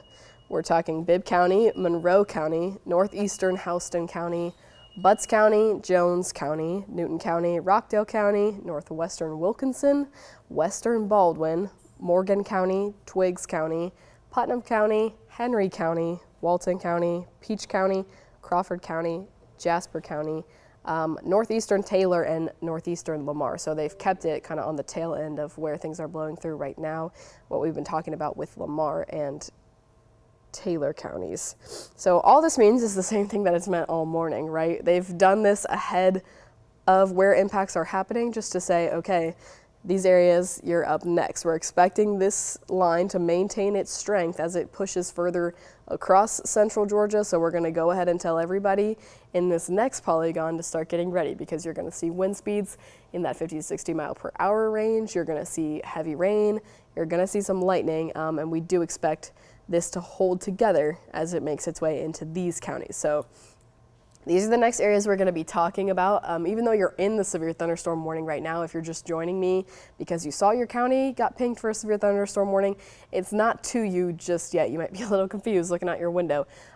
Putnam and Jasper, Jones, Bibb, Twiggs, parts of Peach and Houston counties, it's all kind of just a get ready, because this is what's coming your way next. If we're talking about who is it that's seeing the impacts right now, let's take the lightning off so I can kind of talk about specific names. Forsyth, seeing those really high wind speeds, again 50 to 60 miles per hour, coming towards Juliet and Bolingbroke next. High Falls, still seeing some of that making its way towards Jackson and Berner as well. If we go down further towards the south, where some of this line is still moving through, Culloden still seeing really those high wind speeds where that line is pretty organized. Roberta, Reynolds as well. So that's where things are right now. When we talk about things, we're talking about those really what I'm watching with this line that they've warned here is just the winds. It's been some really strong winds. You can see the shape of this. What we've been talking about all morning is kind of a bowed shape, which means that the wind speeds right here are super organized. So they're able to kind of clump together and just be really strong, right where you're seeing kind of those dark red values. So definitely seeing some high wind speeds in that area, and then making its way next towards Bolingbroke. Fort Valley, probably going to see some impacts here. Actually, let's just go ahead and use the timing tool to get a better picture of when this is going to be rolling through. So let's see what they've said about the speed of this one. It's moving east at 50 miles per hour. So if we take our cone and pull it out east at 50 miles per hour, then we are talking about the areas of next impacts: Jackson, Lake Wildwood, Warner Robins, Irwinton, Milledgeville, and Eatonton. So we're talking about seeing some impacts here in Jackson in the next couple of minutes. Lake Wildwood next, which means Bibb County. So Macon, probably going to be seeing some impacts here in the next 15 to 20 minutes. I know I've had a lot of questions about that and a lot of questions about Warner Robins. So 524-ish for Warner Robins. Bullard, 534. Eatonton, 536. So kind of on the later end, we could be seeing some things over towards Baldwin County, Wilkinson County, and Putnam County. But that's not for a while. The first counties that we're talking about next is really what we're seeing towards Peach, Bibb, and Jones counties.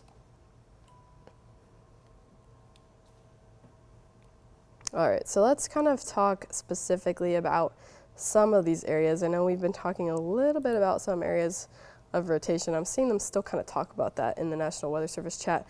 If you were tracking with me earlier, I was watching an area just to the north of Barnesville for a while. I can take it back for you so that you kind of get a picture of what I'm talking about. That little tiny area where we were seeing some weak rotation does look like it's kind of spread apart now as it's pushed further towards the northeast, towards Jackson. Not looking quite as impressive as what we were seeing earlier. And they never did end up warning that as a tornado warning, so not a tornado by any means. But we were seeing some really high wind speeds across northeast Lamar County earlier this morning. So definitely, wind speeds have been the biggest concern so far this morning. I know, though, I did have a lot of questions, and we can come back face to face for a second. I keep seeing a lot of things about, okay, does that mean it's weakening? Does that mean that things aren't really looking as bad as we initially thought? Things are kind of looking on par at the moment. So when it was out towards Alabama, I said this many, many times, there was a lot more severe thunderstorm warnings, and there was a lot more areas that were showing signs of rotation, and that had to be warned for a tornado warning. So the fact that we're seeing a lot less of that is certainly good news. Anytime we have to deal with less than we expected in terms of tornado warnings, that is a great sign. But the fact remains that we still have a tornado watch in place for all of our viewing area until 9 a.m. this morning. So we're still going to say, hey, a lot of these storms, even though right now they're not spitting out any sort of signs of rotation, it still means that it's possible throughout the rest of the morning. So not necessarily weakening, I would say, maybe not that word specifically, but it's a good sign anytime we don't have a lot of tornado warnings being spurred up. But we're going to keep our eye on the chance for that kind of all morning long. So just kind of to give you some perspective in terms of what we're talking about for tornado chances for the rest of the morning and just the general strength of this line. And all morning long, it's really been where they've warned it that we've seen the highest impacts. So right where you see what we call that bow right here, but still further towards our south. I mean, this is still a pretty organized line here. So if you are further towards the south, maybe in Macon, Dooley, or Crisp counties, you're still getting some really strong wind speeds. It's just not quite at that criteria for severe thunderstorm warning. So further towards the south, you're still seeing wind speeds probably in the 45 to 50 mile per hour range, but not enough to be warned. So I don't want to discount the fact that even though not all of these areas are warned, you're still probably seeing some really strong impacts in these regions as well.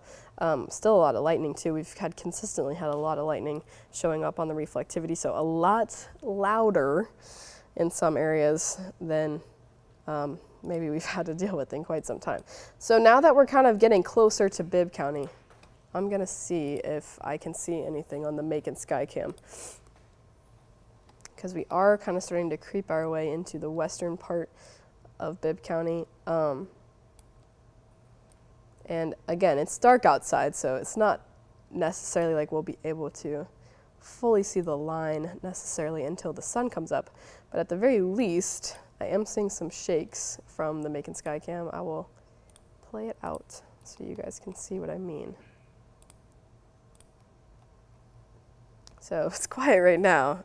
We'll see if we get another wind gust here in the next couple of minutes. But if you're in Bibb County and you're wondering about Macon, you'll probably start to feel the wind pick up here in the next couple of minutes because the line is starting to make its way towards us, although the most intense impacts definitely not here yet.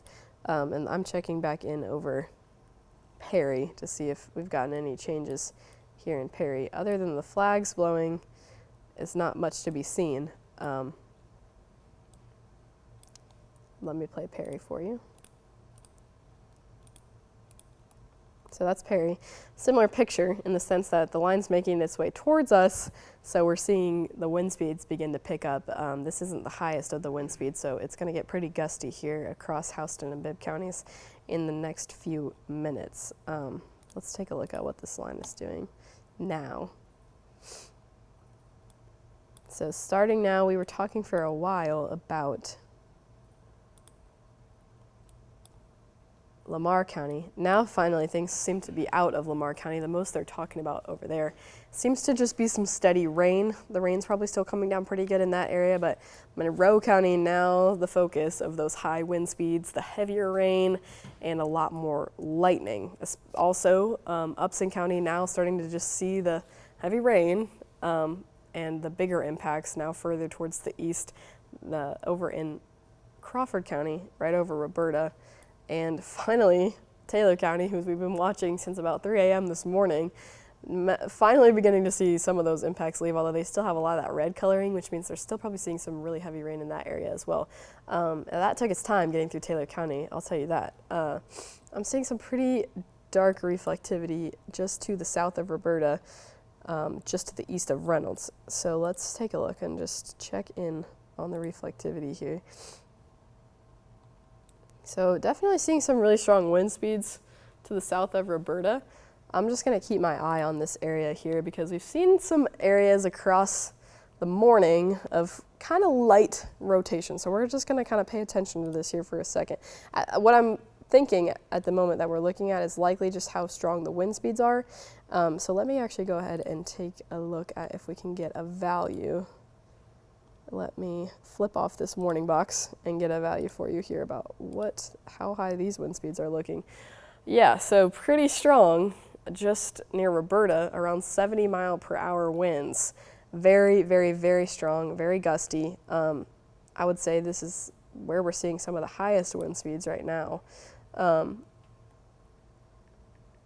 I'm going to keep my eye on the National Weather Service chat just to make sure they're not saying anything about it. But really high wind speeds just to the south of Roberta and Crawford County. If we kind of go a little bit more locally in between Reynolds and Roberta, just approaching now zenith, so where you see some of those more purple values, we're seeing some really high wind speeds in that area. Crawford County is seeing wind speeds up to about 70 miles per hour, so super gusty, just to the east of Reynolds. That will be making its way towards Houston County here in the next couple of minutes. If we kind of want to do the timing with this specific line, where those wind speeds are the highest, we can talk about some specific city names here. I do believe it was 55 miles per hour. Take it about that as far as we can. So in areas of next impact that we're talking about, Lizella in the next 5 minutes or so, Peach County High School in the next 10 minutes or so. Macon, it'll make its way over here a little bit slower. We're still talking about Warner Robins a little bit far out.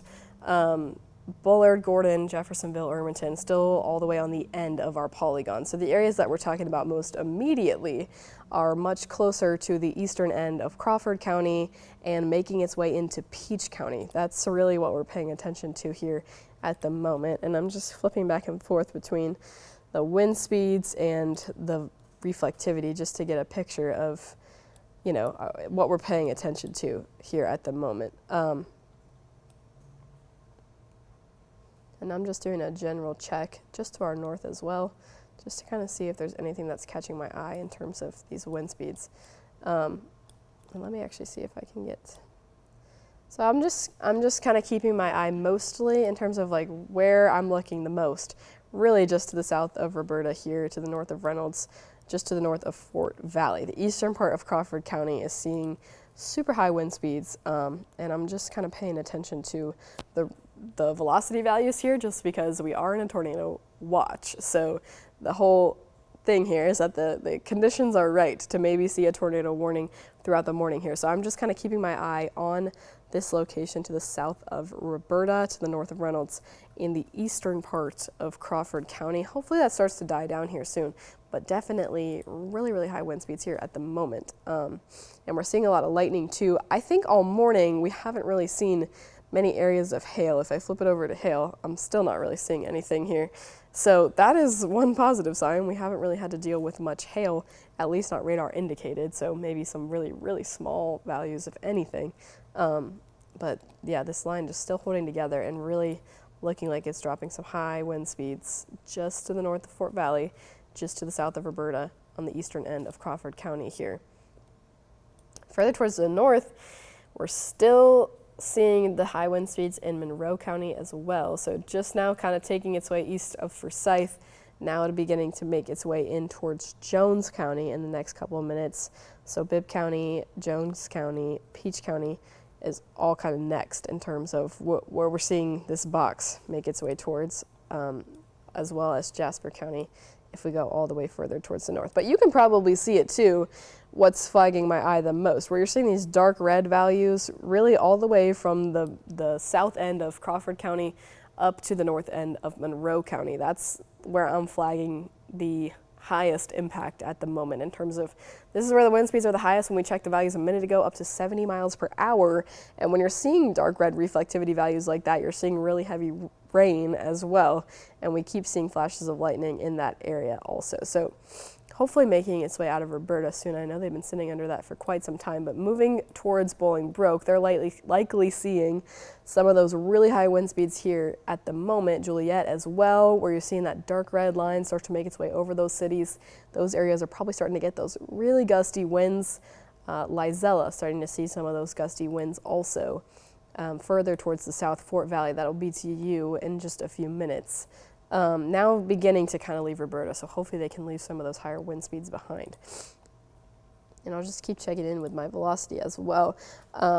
Definitely nothing that's screaming to me of major concern at the moment. But just paying attention to that southeastern part of Crawford County just because of how strong the winds are in that area. So now that we are getting a little bit closer to Bibb County, I'm going to check back in with the Macon Skycam and see how things are gusting in that region. Maybe we could catch it on our camera now. I can see it here.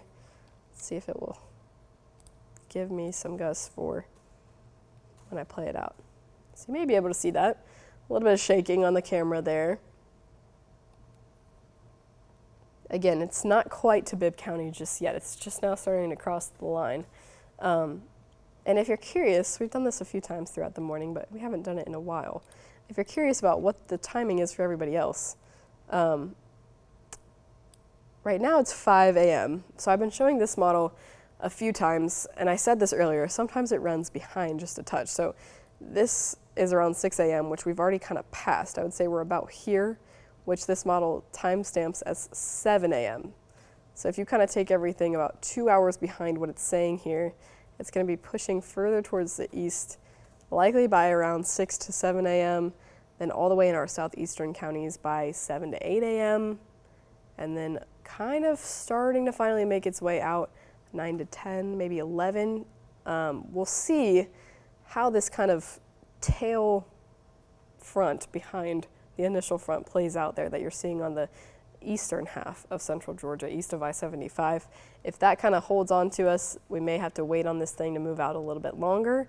But hopefully, when it's all said and done, it should be later this afternoon, like 1 to 2 p.m., and then finally staying clear for the rest of the evening, heading into the overnight hours for Monday. It's really just mostly this early morning that we're talking about here into kind of the mid-morning that we're just having to keep our eye on the radar as this front blows across. So if you're curious as to what it looks like big picture, there it is. Kind of almost an agonizing front in the sense that it's just really taking its time getting across our counties, and it's going to keep doing that for the rest of the morning. So it's going to take a while for everybody to see the impacts from this. But again, I'll keep reiterating this. The good news is that the entire thing is not warned with severe thunderstorm warnings. It's really just the northern half of central Georgia. And we have not in central Georgia had any tornado warnings yet this morning. So that red box that you're seeing on your screen, that is the tornado watch, meaning that this line, it carries the capability for tornado potential storms, but we haven't seen any tornado warnings so far this morning. So very good news at that. And let's kind of talk a little bit more about the areas we were keeping our eye on here. Now finally kind of making its way out of Roberta, those high wind speeds, definitely maybe moving towards Fort Valley, be at Byron in a couple minutes. Lizella starting to see those really, really high wind speeds. Bolingbroke for sure. Juliet as well.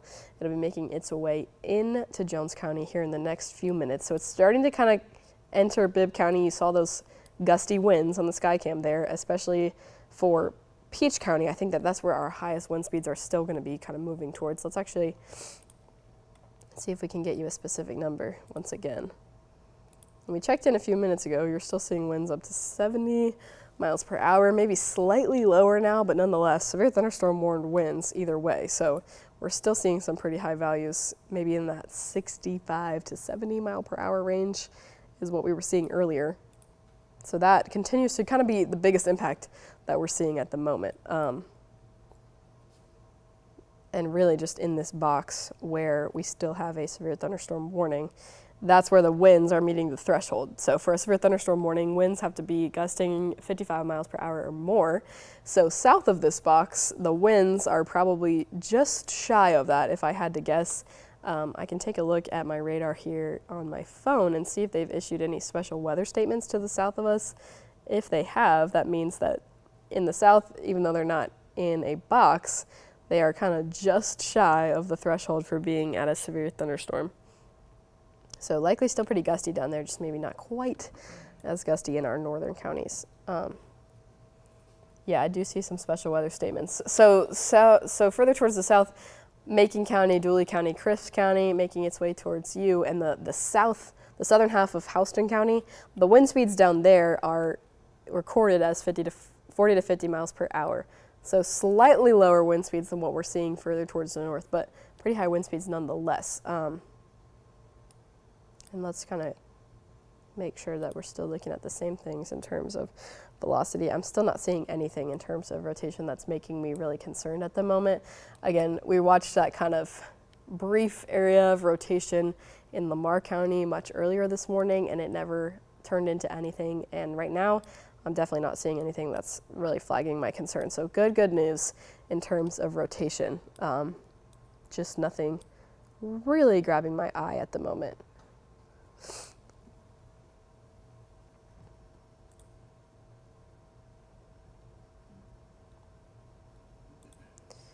So, Forsyth now finally getting some of those gustier winds out of the way, but over Juliet, Bolingbroke, making its way towards Round Oak, Lizella, they'll be seeing some real gusty winds here.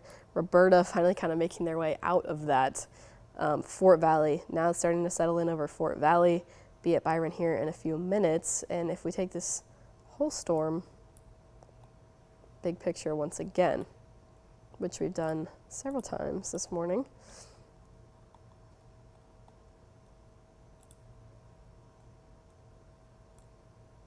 Who is next? Let's see. So it's moving east at 50 miles per hour, which may outrun our box just a touch.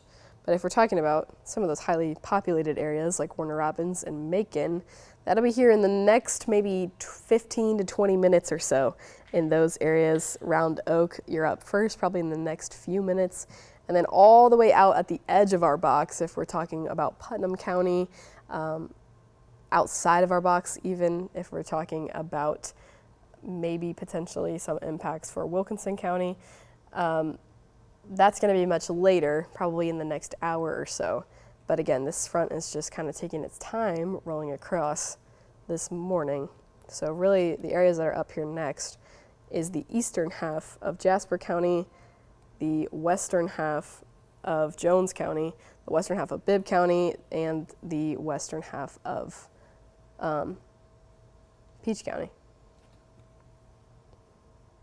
So I'm trying to see what this says here from the National Weather Service.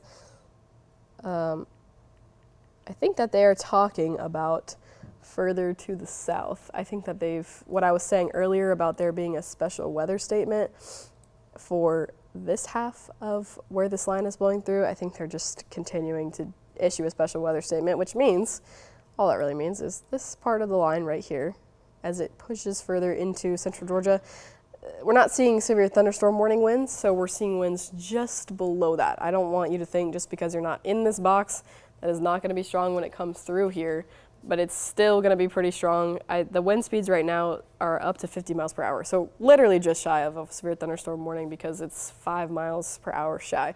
So we haven't talked a whole lot about this area as much, but if we want to talk a little bit about specific locations further towards the south that are going to be seeing things, Marshallville, Montezuma, definitely seeing some high winds, and that will be pushing into the south half of Houston County here in the next couple of minutes.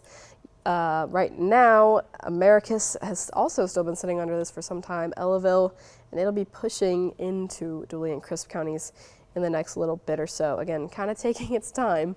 So we'll have to be patient in our southern counties before this is as of a major impact as it is further towards the north. But certainly in Macon County, especially on the eastern half, they've already seen some really high winds, a lot of that heavy rain as well, just shy of what we're seeing in our northern half here.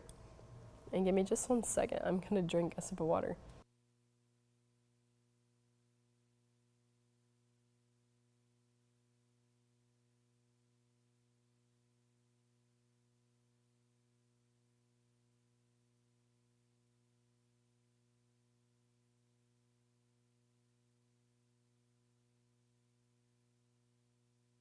All right, thank you. I am back.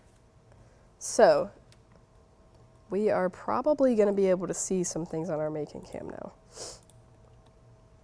Let me see if I can.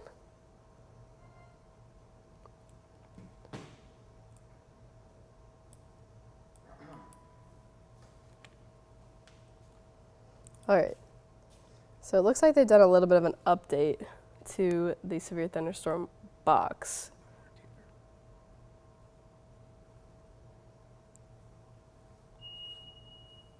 They just trimmed some off. Yeah, they trimmed it away from Taylor. Okay. portions of Crawford. Meteorologist David Guerrero is here with me too. He's explaining to me what the chat says. He says that they've trimmed off Taylor County. Yep, completely. And they've trimmed portions of Crawford County, portions of Monroe County. I think that's it. Okay, so that is really just because the initial line is really the only part that we have to be concerned about as this thing comes through. So now that the initial part, this really red part that you can see on the reflectivity, has blown through all of these regions, they can go ahead and say, hey, okay, we're going to take you off this box. The heaviest threat is past you. Thank goodness it's already past Lamar, Monroe, Upson, the eastern part of Crawford. Finally, Taylor County, who's been under that since about 3 a.m. this morning, is being taken out. So the good news is I definitely wouldn't say all clear for right now, especially because we're still dealing with a lot of rain in all these regions. And there's still some lightning popping up in a couple of these areas where it also looks like we still could have some heavy rain behind here. So definitely not issuing the all clear by any means, but it is good news that they're taking out these areas because it means they can confidently say, hey, okay, after this initial part of the front finally blows through, this really red part that you're seeing here, we can kind of tell these people that are behind that they can relax a little bit more. So good news for people who have been under severe thunderstorm warnings all morning long. Maybe they can finally start to relax just a little bit. The areas that we're talking about that are still under severe thunderstorm warning, and where the impacts are really rolling over right now, Jasper, Jones, Bibb, Peach, and Houston counties, that's kind of where things are rolling over right now. And if we take a look at reflectivity, maybe kind of get an idea of what wind speeds are in these areas right now. I'm still not seeing anything that's really making me feel worried about rotation. So that is continuing to be positive news if you are somebody who's kind of been worried about tornadoes this morning. We're still recording wind gusts in the 60 mile per hour range, maybe even towards 70 miles per hour in a couple of areas. So nonetheless, without rotation, it's still some pretty strong wind gusts, which I think was really one of the biggest things that we were worried about anyways. That was kind of one of our biggest impacts that we were thinking about. So now that we're getting closer to downtown Macon,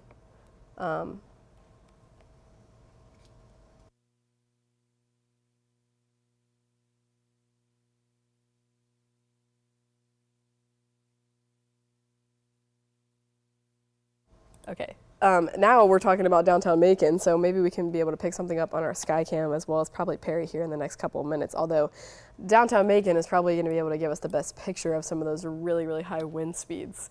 So maybe we can get a visual on that here in the next couple of minutes. I'm sure in the next few minutes we'll be able to hear it over the news station, no doubt. It may even cause our power to flicker in and out a little bit. I saw some lightning strikes through the original set.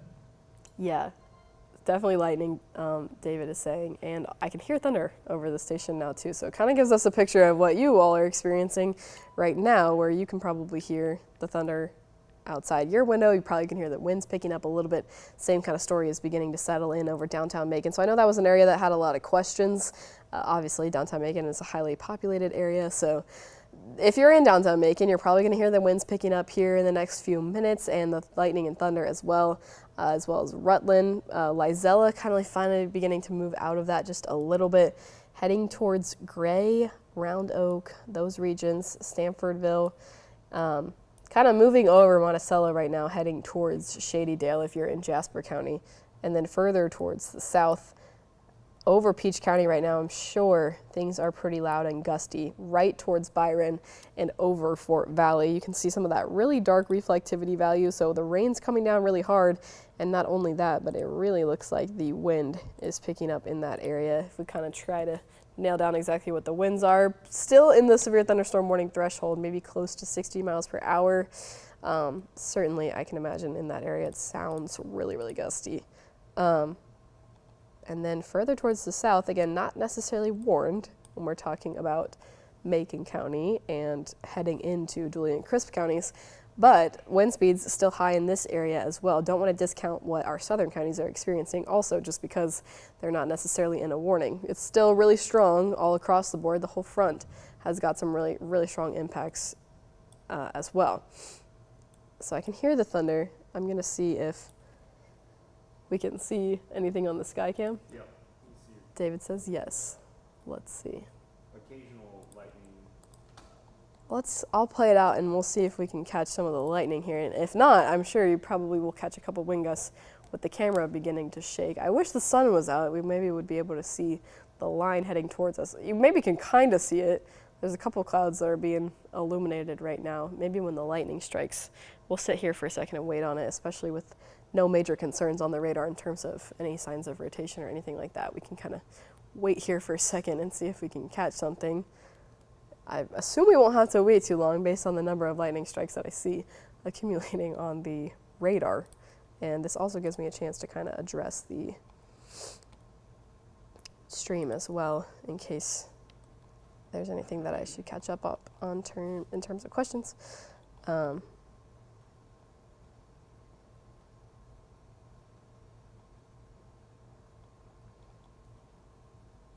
So yeah, kind of just waiting. I've gotten questions about kind of what you should be doing. I really would say the best that you can keep yourself off the roads this morning is going to be best case scenario for everybody. The really, without signs of rotation, obviously, the other concerns are really just high winds, and then we're talking about heavy rain also. So regardless, if we're in a heavy rain event, it's not good to be out on the roads. It makes it really hard to see, especially when we're talking about rain like what we're seeing right now. It probably just comes down really, really hard, but it moves on really fast. So while it's coming down, it really does probably impact your visibility. And I don't know if you can tell, but I actually think I can see it raining a little bit on the sky cam. So when it comes down, we'll actually be able to get a picture of how much that's going to impact visibility as it blows across. So that really it. As much as you can stay indoors throughout the morning, I would say that that is the best course of action, especially because it just takes a few minutes to really get across. I mean, when we're watching this line, it's really not going to be moving out of our southern counties until 9, 10, maybe 11 a.m. So it may just take a little bit longer to get to some areas.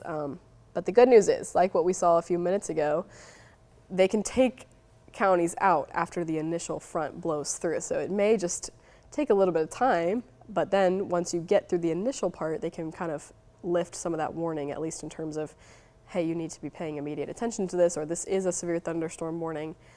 It really is just that initial line. So we just saw one strike of lightning. I'm gonna flip over to our radar just to kind of keep in touch with what's going on. We'll keep an eye on the Skycam too, but let's circle back to what we're seeing right now, who's seeing what, and who will be seeing what when. So Jasper County right now, it's starting to make the initial front where those wind speeds are really high is starting to make its way into the eastern part of Jackson County, meaning the western part, or Jasper County, meaning the western part of Putnam County is going to be seeing some impacts in the next few minutes or so, kind of centering over Gray now. So Gray starting to see some of that as well. Macon, like what we kind of just saw on the Skycam, it's probably going to be getting a little bit louder here in the next few minutes. The winds will probably be picking up as well. And then in Peach County, really the entire county kind of covered in some of that heavy rain right now. And a lot of those wind speeds will be picking up as well. Warner Robins in the next couple minutes, Perry in the next few minutes as well. Outside of our warning, which does include Perry, we're talking about Macon County, now the eastern part of Macon County seeing stuff, the western part kind of moving into a more calm zone. The south end of Houston County, so near Perry, going to be seeing some things soon. And then the western part of Dooley County and the western part of Crisp counties now kind of seeing at least a couple of these pop-up showers ahead of the initial front. You may catch a little break, but then the initial front will be making its way through those areas. So that's the big picture, but I do kind of want to point out, and I'll slow this down so we can talk about it a little. The initial I'll turn the lightning off as well. Where we were talking about earlier this morning with a lot of my concern, and not only in terms of high wind speeds, but also some of the areas of rotation that we were seeing earlier this morning. This bowed, what we call bowing in a storm. So when it starts to kind of take that curved appearance, that's where the wind speeds can get really, really high.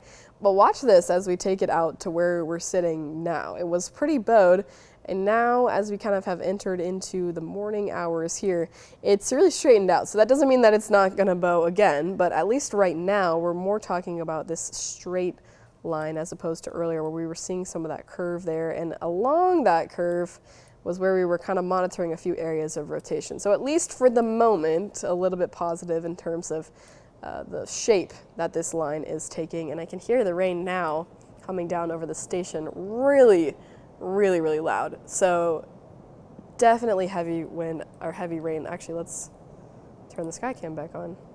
So yeah, there is a look at it. Heavy rain, so I'm sure if you're experiencing this now, it probably just sounds really loud, and it's probably pretty bright like what you just saw in terms of lightning. We've got a lot of lightning accumulating on the radar. It hasn't really let up a ton, and then there's those wind gusts that you can see. So this Skycam really gives the whole thing kind of a full picture in terms of how it sounds and how it probably looks outside your window, especially if you're in the counties that's kind of in the center of central Georgia, talking about Jasper heading into Putnam, Jones, Bibb, Peach, Houston, maybe even down towards Dooley and Crisp counties as well. So this is kind of the picture. I actually wonder if you maybe be able to hear it on the stream. It's super loud. So yeah, there it is. Really strong. You can even see how the wind is basically blowing sideways. Let me see if I can kind of zoom in on the street lights here.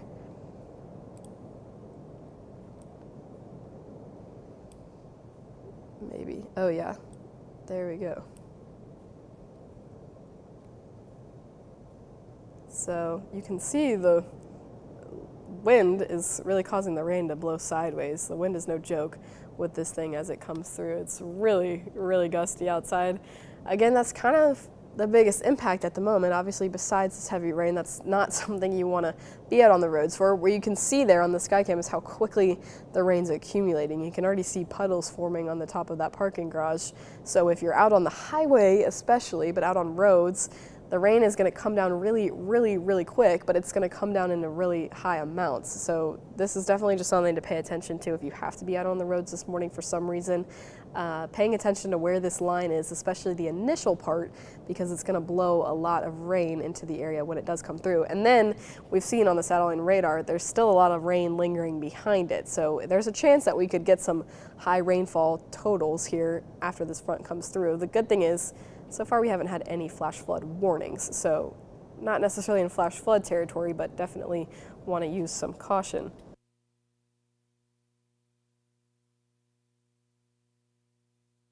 Excuse me, I just had to clear my throat.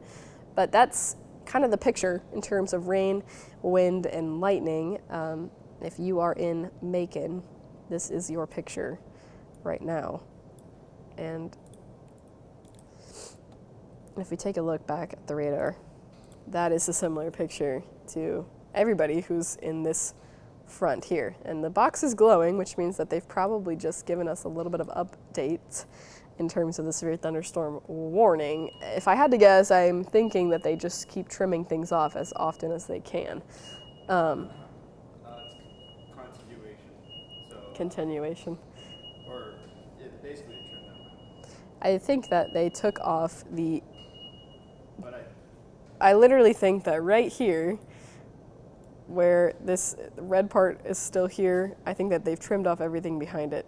So, because I remember Jasper County and all of Jones, all of Bibb, they were all included in the warning. I think now they've been trimmed off. So the good thing is the National Weather Service is really staying on top of this in terms of who can we take out of this warning. So it really just looks like, I mean, you can see how close they're keeping the warning box to where the initial part of the front is blowing through. I mean, it's right behind there. So the good thing is, once this just really intense part of that rain and the wind that you were seeing on the Skycam there finally does blow through your area, it's likely that they can just go ahead and say, okay, you're going to be seeing some rain. You might still hear a couple rumbles of thunder.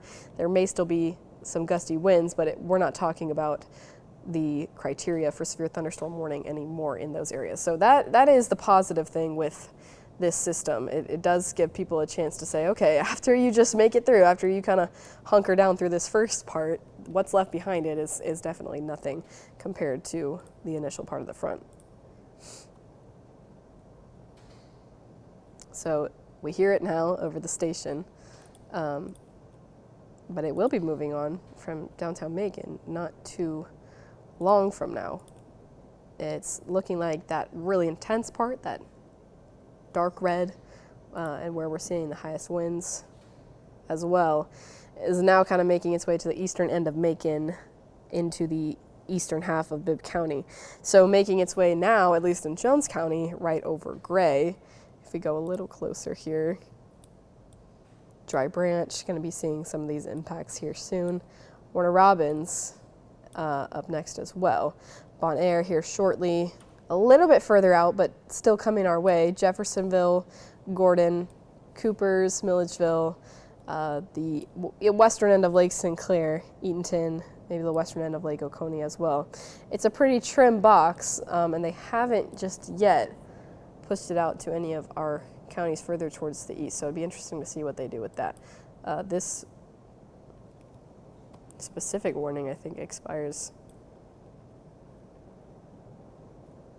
not too long from now, 6 a.m. So maybe they will do an update here for extending this potentially here in the next couple minutes, especially since they just trimmed this out. So further towards the south, actually, we checked in with the Macon Skycam. I bet we could see a similar picture on the Perry one as well. Let me work on pulling that up really quickly here.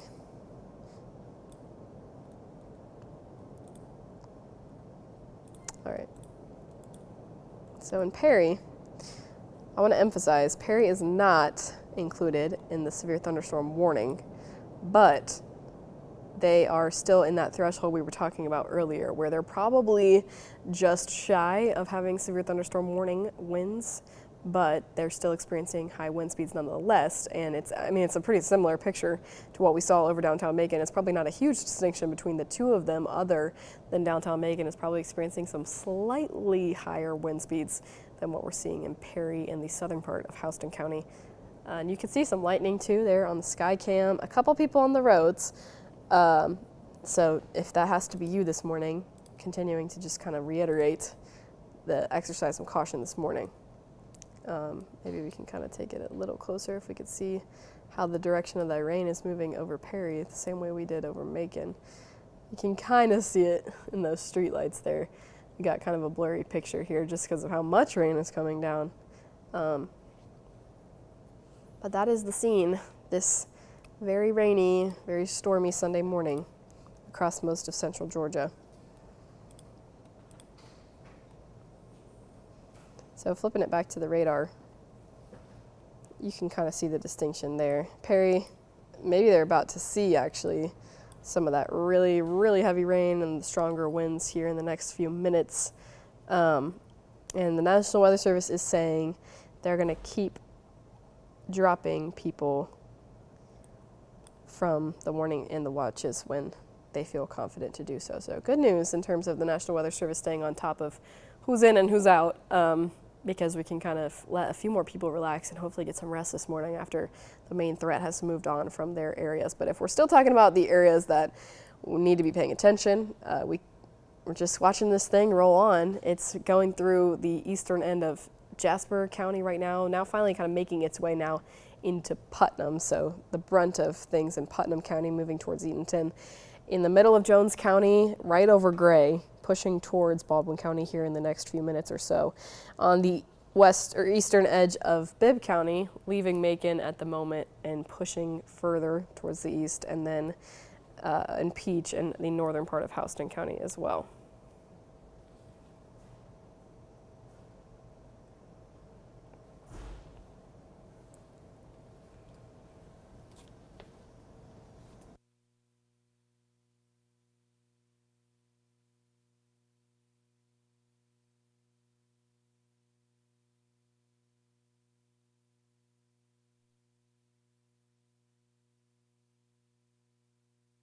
Okay, sorry, I was just chatting with David Guerrera. He was kind of explaining some things going on in the National Weather Service chat. Basically, what's going on, they're still just kind of keeping a close eye on who they can take out of this box, which is really good. I mean, the more people that we can just say, okay, it's time for you to kind of let your guard down for the rest of the morning, the better. So hopefully with updates that we get from this box, the more and more updates we get are going to be more and more people leaving this box instead of them adding people. I am curious to see what they're going to do in terms of extending this out further towards the east as this line continues its kind of eastward projection. And if we check on wind speeds and rotation, because I know that's been a big question this morning, I'm really encouraged by what I'm seeing. I haven't really seen many areas, except for if you were tracking with me really early this morning when we were watching an area of rotation over northern Lamar County that they never ended up warning, so it never ended up being a tornado. But a few of these storms did kind of show some areas of weak rotation. Right now, I'm really seeing nothing that flags my attention for that. So good news in terms of our tornado potential here, especially as this front continues to the east, especially because if you were here really early this morning at 3 a.m. when they kind of issued the initial severe thunderstorm warning, there was a lot of tornado warnings out in Alabama. And I was really thinking that the potential for us to see a tornado warning was a lot higher. So definitely positive news. You can probably hear the beep over me. I'm assuming it has something to do with the tornado watch. Yeah, we're waiting for our computer to give us an update here, but I'm assuming they're taking some people out. Yeah. That's what it seems like. Yeah, so County's already out, but I think other counties such as Taylor. I'm going to read the official. okay. David's going to read it for us. He's going to give us the official report. But on this graphic here, it does look like they've just taken off Upson County in terms of here in central Georgia, who's in the clear. Upson County and Pike County. I know we were watching Pike County pretty closely earlier too. Taylor County has been removed. Taylor. So they're working on trimming this off. So our graphic will keep updating. David says Taylor is off too. So I'm assuming the same way that they've been able to cancel our Also two other counties, Monroe and Crawford. Monroe and Crawford. Okay. Let's see if maybe our graphic updated here. Not just yet, but David also says Monroe and Crawford counties are going to be off the list. So really, honestly, that area where we were watching kind of our only area of rotation earlier this morning is what they've decided to take off. So that is really, really positive news. Things are looking much clearer in areas that we had to worry a lot more this morning in Pike, Upson, Lamar, Monroe, Crawford counties. Those areas were just really hit hard this morning with high winds, and then we were just really keeping our eye on the rotation in that area. So the fact that they're able to take them out of the tornado watch is really good news. And I think that the beeping you're hearing is just our system getting on track with who they're taking out of the watch. So we'll see if that graphic will update here in the next few minutes, and I can give you a better picture of who exactly they've taken off. But good news. It is always good news when the National Weather Service can cancel things like that, because that means they're really confident that the threat is over in those areas. So right now, we're still just tracking with this line as it continues further towards the east. It's quiet now over downtown Macon where we are, so I'm assuming that is the same. It kind of gives you a picture of exactly why they can take people out. Let's actually go back to the Macon Skycam so I can take you on that full journey because you saw it just a few minutes ago. I mean, truly, just a few minutes ago. It was really windy. There was rain basically blowing sideways. We had gusts, the camera was shaking, there was lightning, there was a lot of rain coming down. A much different story at this time just because we're just behind now that initial front. So just as quickly as it happened, I'll say quote unquote, it's over because it's not necessarily over. You'll probably still see a lot of rain for a little while here, and you can still see that on the Skycam too, kind of coming down on the parking garage. You'll still see rain, you'll still probably hear some thunder like you may have just heard over the station. You'll still see some lightning, but those really gusty kind of straight line winds that we were seeing when the front blows through initially, that is not a big concern after it finally blows through. So a much calmer scene, although you may still deal with a couple things like some rain and a couple rumbles of thunder, but good news, and this really kind of takes it full picture in terms of why the National Weather Service is able to take people out once that initial line blows through. So let's kind of see where we're at now in terms of that line. So Perry, and I actually noticed the Skycam was looking much different at Perry. So let's check ahead at Perry because now the initial part of the line is over them. Woo, there's a big wind gust. Yeah, okay, so that really kind of gives you a picture of when it blows through, it blows through really hard, and then it kind of just moves on after that. But yeah, really high winds. And so this is actually a good point because Perry is not included in our severe thunderstorm warning. The south end of Houston County is not included in that warning. But take a look at how gusty things can still be outside, how much you can still have trouble seeing on the roads, how much rain is still coming down, how much lightning we're still seeing. So I do want to emphasize that we're talking about this severe thunderstorm warning for the northern half of central Georgia, but if you're in the southern half, I don't want to discount what you're seeing outside your window. It's still really, really gusty, and I mean, you're still seeing basically the same picture. The distinction, the difference, you may be wondering, okay, well, why aren't we in a severe thunderstorm warning, is really probably just the difference in wind speeds by a couple of miles. They're probably seeing wind speeds in the 40 to 50 mile per hour range where we're not included in the warning, and in the warning, just slightly higher wind speeds in terms of maybe 50 to 60 miles per hour. So generally similar conditions across the board, and certainly not a calm scene where the warning is not issued, but maybe just below that threshold for severe weather.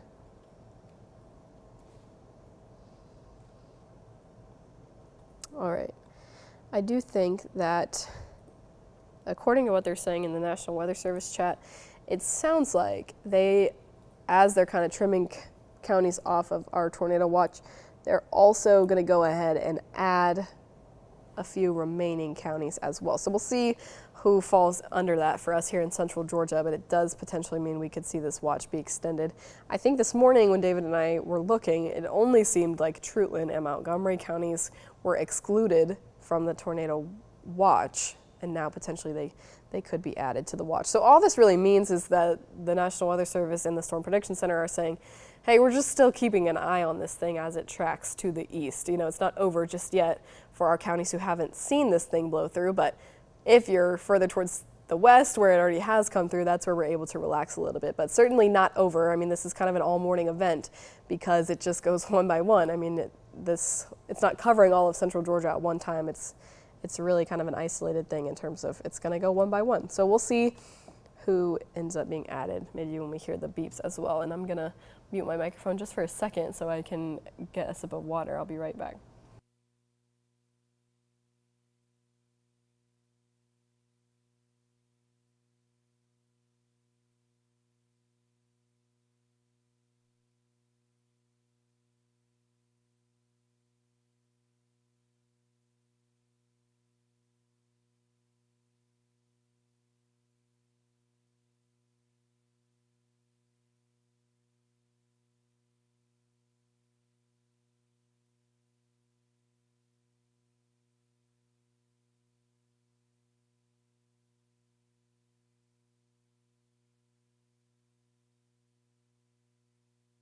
All right, I am back. Sorry about that. Just a minute to catch my breath here.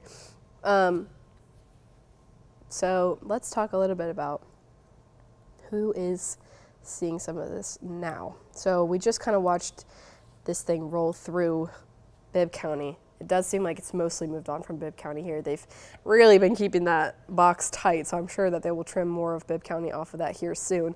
Now we're talking more about moving in to the western part of Twiggs County here, all the way on the eastern half of Jones County as well, and the western half of Putnam County. So it's continuing to kind of track its way also into the western part of Baldwin County. Really, wherever you can see this dark line, it's not a trick. This is where the heaviest impacts are at the moment. So you can see it just as well as I can. This is where we're kind of watching what you just saw on the sky cams if you were with us. Really, really strong winds, gusty, shaking around the sky cams, heavy rain, kind of that sideways rain coming down really, really heavy, and a lot of lightning too. Same kind of impacts, and then as soon as that initial part, that really red area that you're seeing on the radar here, as soon as this initial line blows over, it's almost calm, like what we just saw in Macon. So there will still be a lot of rain. You can see that behind this front. It looks like we may be dealing with rain kind of throughout the morning. But the initial threat in terms of severe weather, as soon as you can make it past this part right here, you will be much better in terms of severe weather. They'll be able to kind of trim more and more counties out of our severe thunderstorm warning, and certainly, hopefully, out of our watches as we push later and later into the morning. So it does, that beep that you're hearing now, I think is their update to our tornado watch. And I'm gonna see if our graphic is on board just yet, but it may not be. It does, okay, so it does look like they have added Trutland and Montgomery. I think those were the only two that were not. Yeah. So the only difference with this, and I think that our graphic may not be up to speed on who's removed. So I do think towards Upson County, I think that Taylor County, Pike County, Crawford and Monroe are out. So hopefully they'll continue to be able to take people out of this as that line moves on. I mean, we're not far out from when this thing blew through those counties, so it's good news that they're already able to take them out of the tornado watch. Really, again, I can't reiterate this enough times. It's just as that front comes through that you really need to be paying attention. So they've added Trutland and Montgomery. There wasn't a huge distinction between the two of them not being included in the initial tornado watch. So I don't, if you're in Trutland or Montgomery counties, I don't want you to think you need to be majorly concerned now, like that's some sort of concern that they're flagging. I really think all of Central Georgia, I was kind of considering all of Central Georgia to be under the watch when I saw it get issued in the first place, because we're all under a level 2. The front's coming through the entire state.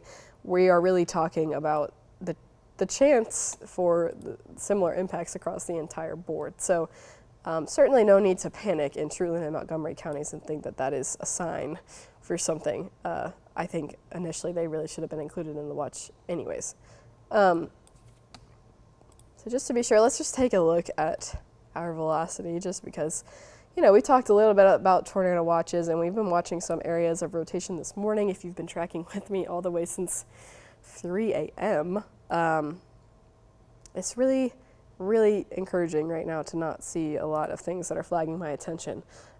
Certainly, where you can see these brighter values is where that line's blowing through. So definitely high wind speeds, don't get me wrong on that. And if I take this box off, I may be able to give us a big rumble of thunder over the station. So we're still, I mean, within the severe threshold here, where we're close to 60 mile per hour, is probably over 60 mile per hour winds in some areas. And it looks like they've given us an update to our severe thunderstorm warning. So let's see what they've done here. It looks like what they've done all morning long. They're just saying, okay, who's up next? Let's start getting this on their radar. And they've done this all morning. So we've talked about this a lot since the beginning. When you got added to the severe thunderstorm warning, maybe you're joining me after seeing that your county has been added to a severe thunderstorm warning.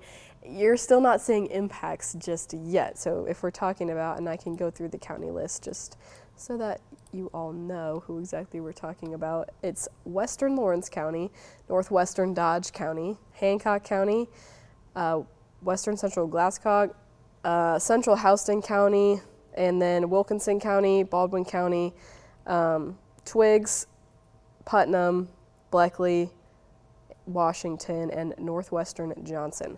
So it's really just the next round of counties that is about to have this front come through. This has been the story all morning long. There's nothing going on in this area right now. Major update. They just canceled the tornado watch as well for Bibb, Jasper, Jones, Nate, and Peach. Okay, so more encouraging news from The graphics updated. if you are wondering who's chatting with me, it's meteorologist David Guerrero. He is helping me out this morning. He is telling me that our graphic updated and they took off a lot of counties that have already had this line come through. And the most encouraging thing about this is this line just came through. I mean, we are talking about Macon. You can still hear the thunder over our station. So it's quickly moved on, and just as quickly as it came, they're able to cancel the watch just behind it. So after that, again, that initial brunt comes through, you really don't have much to worry about behind it. So tornado watch has been canceled for Jones, Bibb, Peach, Macon, Taylor, Crawford, Monroe, Jasper, Pike, and Upson counties, which is just really, really positive news. Now we still have a bit of a morning ahead of us for everybody else who's still under the tornado watch. The threat is not over. So we're still kind of watching this line roll across the area, but I will say I've been watching this thing since late last night, and it's definitely not as strong as it was out to our west. So I am encouraged by what we're seeing on satellite and radar and what the National Weather Service has been able to cancel in terms of watches and warnings. But we do still have to track with it as we head into the rest of our eastern counties here. So where it's at now is just past where you saw those warnings or the watch be canceled for some of those counties. So we're still seeing it in the eastern half of Putnam County, just past Eatonton, now making its way into Milledgeville. I think that most kids from college in Milledgeville are actually home now, but if you've maybe got a college kid up there who doesn't know this is coming their way, just letting them know the winds might get a little bit gusty here in the next few minutes, seeing a lot of lightning and hearing some thunder, as well as some heavy rain. Gordon about to see the same kind of thing. And then further towards the south, Jeffersonville, about to see the same thing right over our radar.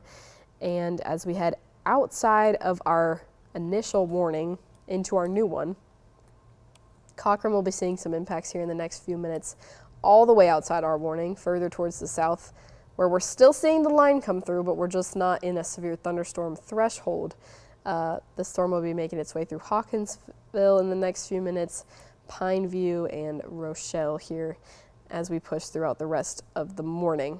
Those are kind of the next areas that will probably, again, see those gusty winds, that heavy rain, the lightning, really just the same impacts that we've been watching all morning. And you saw me check on reflectivity velocity a few minutes ago because we're still under a tornado watch, so we talked about that a few times, but there is really nothing right now that's making me feel like we need to be concerned. If you've been tracking with me through the morning, there was earlier this morning, further towards the west, in our western counties, we were watching a few areas that were showing some signs of rotation. We were kind of getting ready for the chance to maybe see a tornado warning, but we never did, thank goodness. And nothing right now really raising red flags for me at all. So good news in terms of how the velocity is looking. That's always good news. I don't think that anybody is sad to hear that our tornado chances are still looking very low. So what are the main impacts then? Well, the same thing you probably heard me say many, many times. Really just some wind. We're seeing a lot of lightning still. We could still hear some lightning and thunder over the station. So if this has moved on, the initial brunt at least from you, you may still deal with rain throughout the morning as well as lightning and thunder, and you may still have some occasional wind gusts that could get a little bit high. But let's talk about when this is going to be rolling out of here, and we can use a couple model runs here. This is the HRRR, so not really the one you see us use the most often, but this is the high resolution model. Its timing here is slightly ahead of what's actually been going on. So they were thinking that we would be in our eastern counties by later this morning. Oh, excuse me, I meant they're a little bit behind. So they thought that in our eastern counties we would see this come through around 8 a.m. It's already kind of tracking in this location right now, and it's about 6 in the morning. So hopefully that means that this thing is moving on a little bit quicker. That tends to happen with the HRRR model. Things tend to run, especially with fronts. You can kind of, as a general rule of thumb, say that it's going to be about an hour ahead of when the HRRR says, which would track with this. So hopefully by maybe 9 to 10 a.m., we could be seeing this thing move out of our southeastern counties. Now, I do want to mention this specific model takes that band of rain that you're seeing behind this front and kind of tries to spur up a couple storms with it. The fact that the National Weather Service and the Storm Prediction Center have decided to cancel the tornado watch makes me think that we'll just see kind of some rain behind this, not necessarily any storms.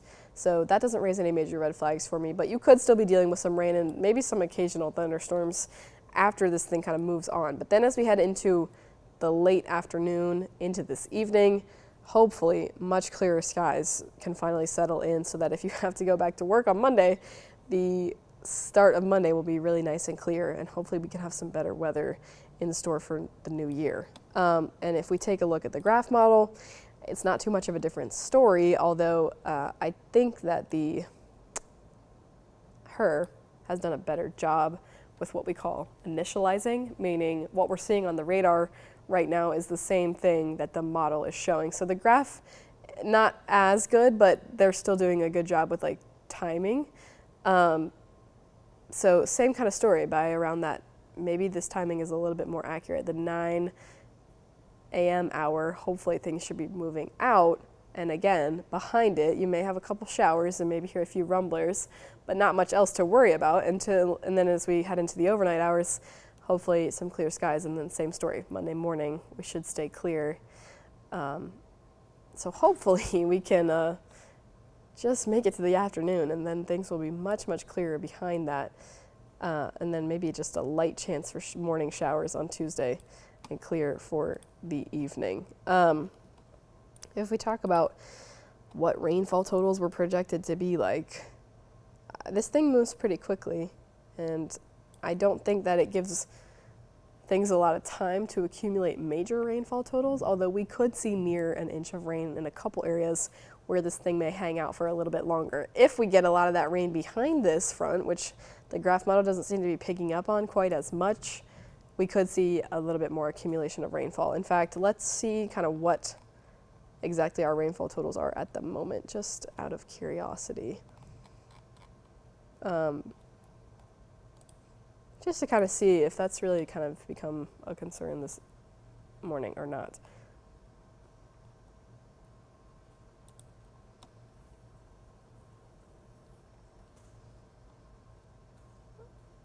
So that's just from the past 12 hours. Not super impressive, but definitely we tacked on some totals here. I mean, maybe near an inch in a couple areas. So maybe a little bit more rainfall than that graph model was kind of just showing there. I would say definitely if you have to be out on the roads this morning especially, but maybe into the afternoon as well, just kind of being aware that there may be a couple of areas that saw a lot of rainfall this morning where it's accumulated, especially out on the roads. But again, no flash flood warnings this morning. So that is a positive sign when we can say that that hasn't happened. All right, let's go back to our line here and talk a little bit more about who's seeing what and just do a general check. So immediately what catches my eye as an area that's probably got some pretty high winds and especially some heavy rain is just over Gordon right now on the western end of Wilkinson County. They're seeing that dark reflectivity value, so a lot of rainfall coming down in that region. And again, just the same story that we've been talking about all morning, really high winds in that area. And same story for Jeffersonville and pushing into Bleckley County also.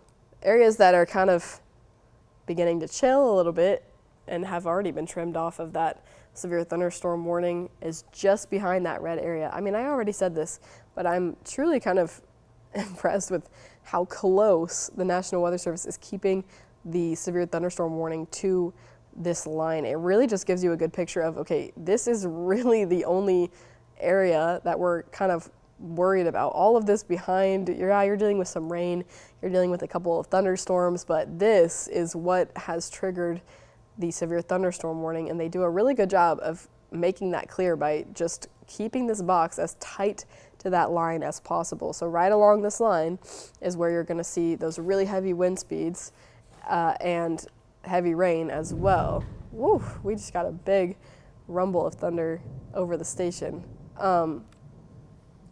So that just kind of gives you a picture of what we're dealing with in terms of the line. And I kind of did this earlier, but if we play this out,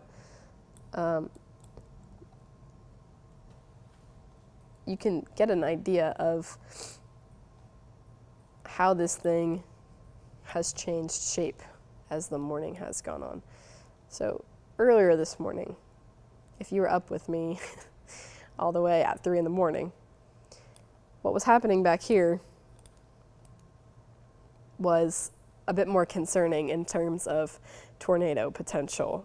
This was really unstable air that this front was running into, and a lot of these storms were starting to show signs of rotation, and there was several tornado warnings as well. So as this was pushing into Georgia, I was paying attention, especially thinking, okay, we may have to get prepared to maybe see some tornado warnings in our western counties here. But the good news is, as it's pushed through Georgia, it really has not shown the same kind of things that we were seeing over towards Alabama. So if you were here this morning, if you are in our western counties, you probably do remember some concern of rotation as this line was here. You can kind of see that by the shape too. I mean, take a look at how it's what we call bowed. It kind of has that bow and arrow shape there. So the wind speeds were super high along this, and there was a couple of areas, especially right up here north of Pike County, that were showing signs of rotation, and there was even a tornado warning just to the north here. But as it's progressed further into the eastern half of central Georgia, definitely maintaining its line. Don't get me wrong. We're still dealing with a really strong cold front that's got some strong storms ahead of it and keeping that really strong or high wind speeds as well. But it's lost some of that bowing shape, which is always a positive thing. And excuse me, I have to cough.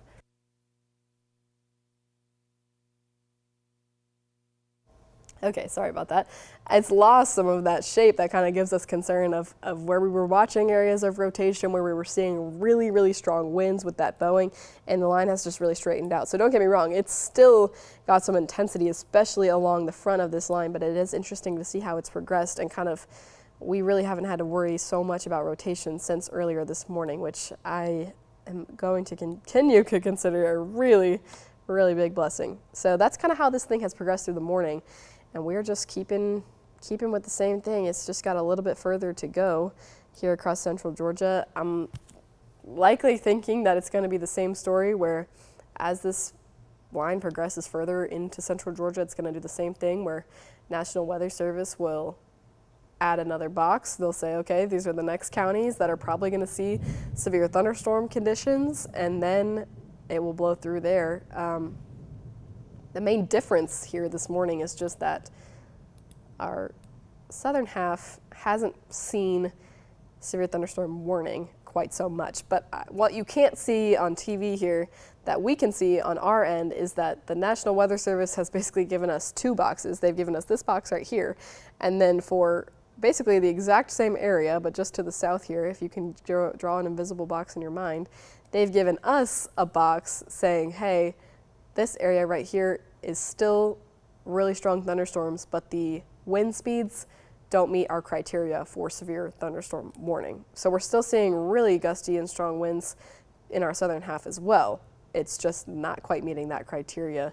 And I will say, actually, with this box that they issued for these eastern counties, they did kind of extend it a little bit further towards the south to include Bleckley County, parts of Dodge, and parts of Pulaski as well. So a little bit further south, maybe some wind speeds are a little bit stronger in our southern counties than they were this morning.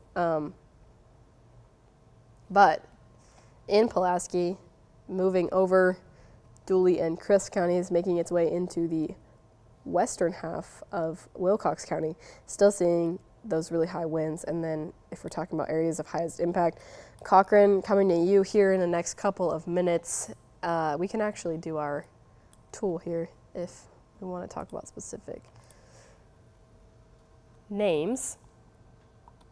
So this storm is moving kind of slow now. If you were here earlier, the storm was moving at 55 miles per hour. Now we're only getting up to about 35 miles per hour, so taking a little bit of its time to get to our eastern half. but we can kind of give you a picture of how long that's really going to take. So it's moving east at 35 miles per hour. So let me take that way back. So taking things a little bit outside of our polygon here, but if you are in Hawkinsville, it should be to you in the next few minutes. Cochrane in the next 10 minutes or so, Sparta 627, Oconee 637, so a little bit further out, Eastman 643, Sandersville 646, Dublin all the way at 6:57, and I think that is on the tail end of our warning, so we may have a new warning by the time this thing moves towards Dublin, and definitely a new warning by the time it moves towards Wrightsville. So that's in another hour or so, but if we're in Wrightsville in the next hour, then this thing should be pushing out of here, hopefully by that 8 to 9 a.m. range. I mean, that would be really, really awesome. We could just kick this thing out. In the next hour or so, we will be on the air for the 13 WMAZ weekend morning at 7. So we'll continue to track this system from the air once we kind of push into our show time. But hopefully by the time we get to that, it seems like this thing will really just kind of be moving on. So let's just keep checking on it. Let's keep seeing what's going on a little bit more locally. I'm going to check in, just as I've been doing all morning, with what the velocity is doing. Really, all morning, after this thing has kind of passed over our western half, really, after this thing has gotten east of I-75, I've felt a lot better about what I'm seeing on velocity. It's just a lot less impressive. We're definitely still seeing high winds, don't get me wrong, because we still have that severe thunderstorm warning. But in terms of what I was concerned about earlier, with rotation, it was very clear to me that I was seeing signs of rotation. Right now, there's really not much that's flagging my attention. So good news for that. But let's see if we can get a value how high things are going right now.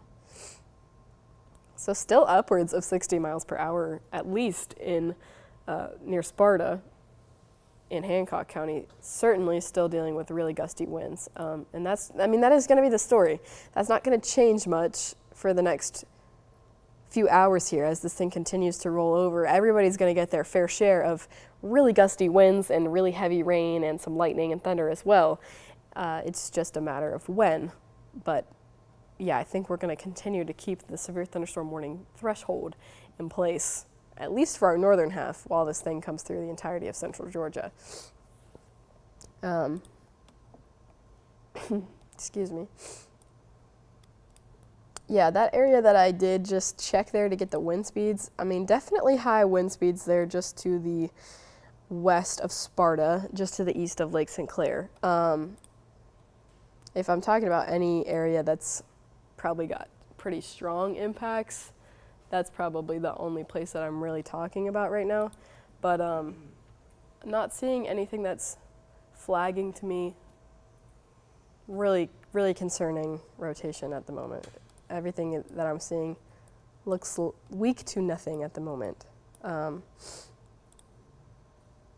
Just keep an eye on where I kind of see things that may look like they've got broad rotation, but really nothing like I was seeing this morning, and certainly nothing to me that indicates there would be a tornado warning on the way.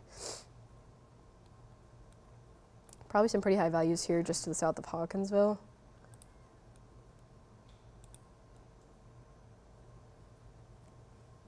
It's unimpressive, but it's something. I was asking David about Zoom in near Sparta. yeah, I was asking David about this area that I just showed here, where I clicked the values for Sparta because I was A little bit north. I just lost my bearings. I was trying to figure out if this right here was really anything worth concern. Based on what I saw this morning versus what I'm seeing now, this is super broad. I'm not super concerned about this, but that would be an area where I'd just be paying attention at least for the next few minutes here. At the very least, Sparta is seeing high winds. I mean, that value that I clicked there was about 70 miles per hour. So at the very least, this could be an indication that the wind speeds are just getting really high. But I'm just going to keep my eye on that just to the west of Sparta. I'm not overly concerned by any means. And then down here to the south in Hawkinsville.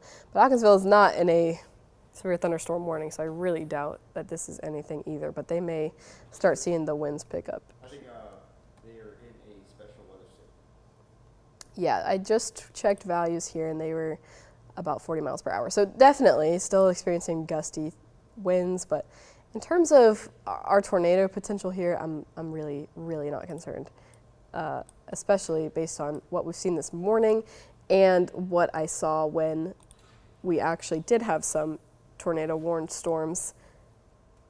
This is just something to keep your eye on. I would just say if you're near Sparta, in between Lake St. Clair and Sparta, it's just something to pay attention to. I'm really, really not sounding the alarm on this at all. So we'll just keep an eye on that here, but when I look at reflectivity, it really just kind of shows me, I think that they're just having a lot of really high winds at that area.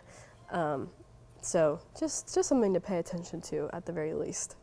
Around the rest of the board, there's not any areas that I'm thinking make me feel like we need to be watching for rotation.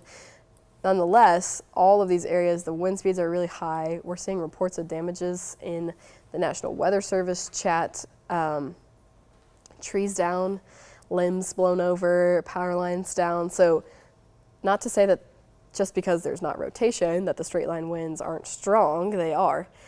So definitely just being careful if you have to head out on the roads, especially. I've emphasized that a few times this morning, but there could be some debris, not from a tornado, but even just from the winds kind of blowing things around. That is a possibility heading out this morning.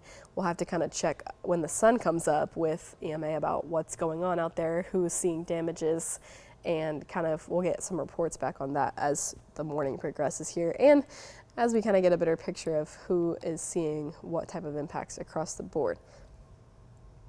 But winds really just the biggest story, I would say, this morning.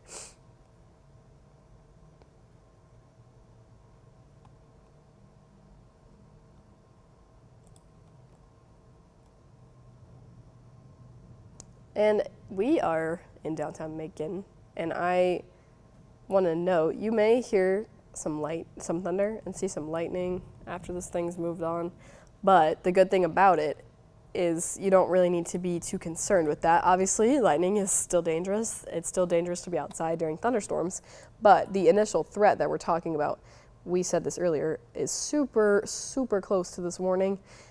So the National Weather Service is doing a great job of saying, hey, after this is done, the severe threat is really over in terms of what we're watching while this line comes through. So much less impactful weather behind this front, but you may still hear a couple rumbles of thunder. You may still see some lightning like what we're dealing with over the station. Maybe we could check back in with one of our sky cams. And I did just happen to catch a glimpse of a question about if there's any active tornadoes right now.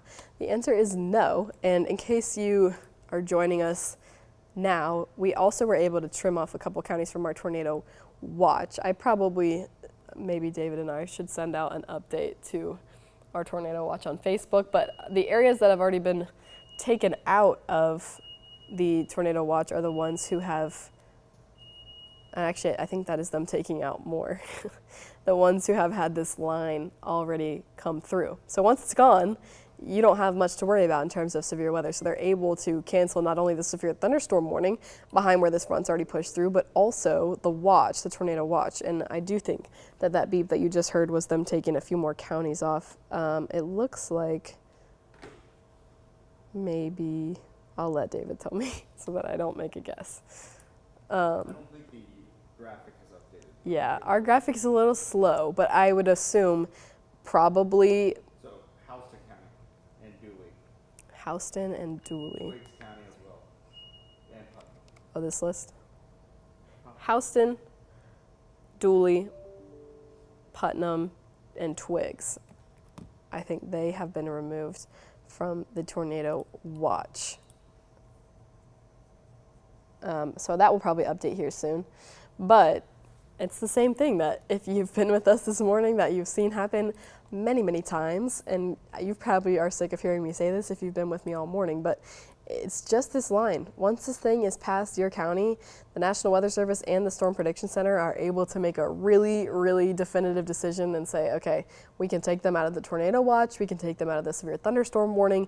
There's really no threat behind where this front is other than seeing a couple thunderstorms that are not going to be severe and some rain that's lingering behind this front as well. So all morning long we are watching where this thing is heading and then also being able to celebrate a little bit with the people who are being taken off of this watch. So let's check back in. I know I had mentioned a little bit of me paying attention to maybe some rotation in Sparta. I do not see any anymore. I'm really not concerned with that at all. I think that that's okay.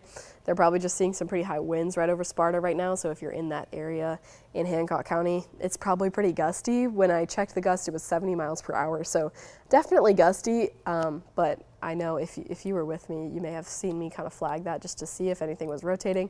I'm going to confidently say that we are good for that. Across the rest of the board, just checking on our tornado potential. I'm really, really unimpressed. So that's good. I'm happy to be unimpressed, especially this morning with the tornado watch in place for all of our counties. I'm happy to be unimpressed with what's going on the velocity scale. And I'm gonna mute my microphone just for a second while I clear my throat and take a sip of water. So give me just 1 second.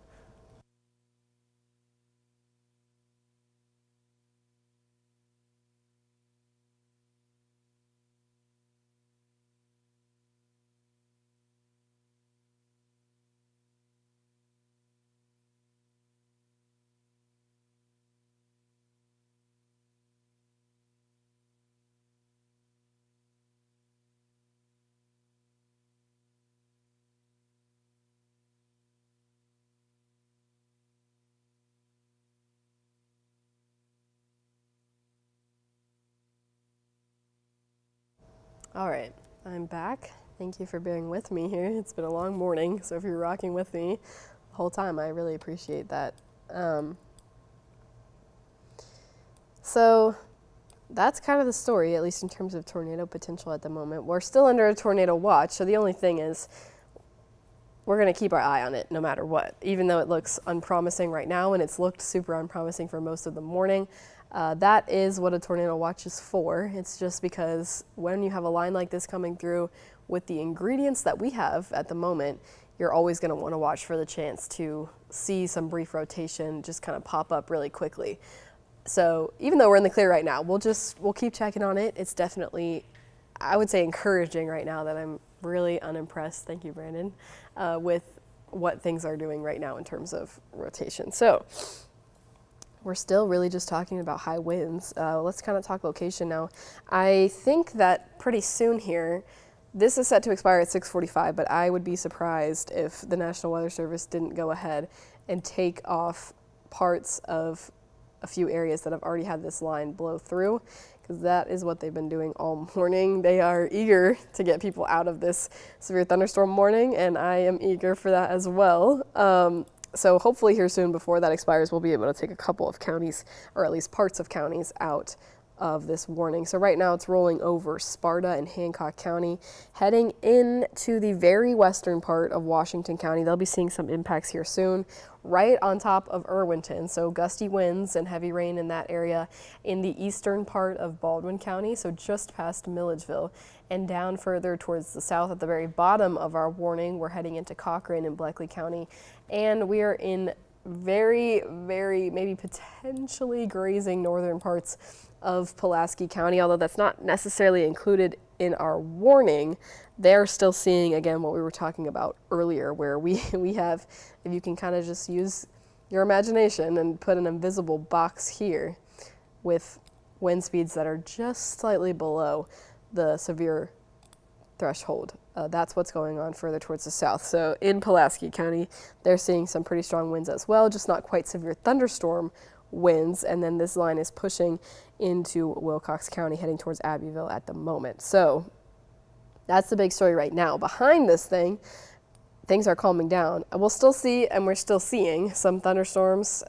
Maybe we even be able to catch a couple lightning strikes in Perry if we pulled our Skycam up. But let me just kind of show you what things look like when this thing has finally moved past. I think I have our Perry Skycam up. Yeah, there we go. So Perry looked a lot different earlier this morning, and they weren't even in a severe thunderstorm warning. The winds were super, super gusty. The rain was coming down really hard and coming down sideways, and we saw a lot of thunder and lightning. This is now after that initial line has come through, but you saw on the satellite and radar, they still have some rain and a couple of strikes of lightning as well. But now, actually, sorry if I'm making anybody dizzy, but I'm gonna try to see if we can kind of see like what the rain fall is like over the road. And you can see the lightning strikes too. I mean, it's certainly, you may still kind of see some lightning strikes or hear some thunder. We'll still have some rain for quite some time this morning, but the severe threat is moved on once the front has moved on, mostly because of the wind speeds and the potential for things to be rotating a little bit. And I'd imagine that's them trimming more counties off of our severe thunderstorm warning. So let's see.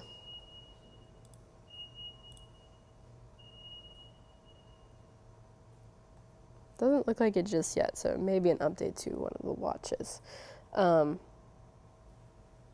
I think that they'll do something similar to that here very, very soon.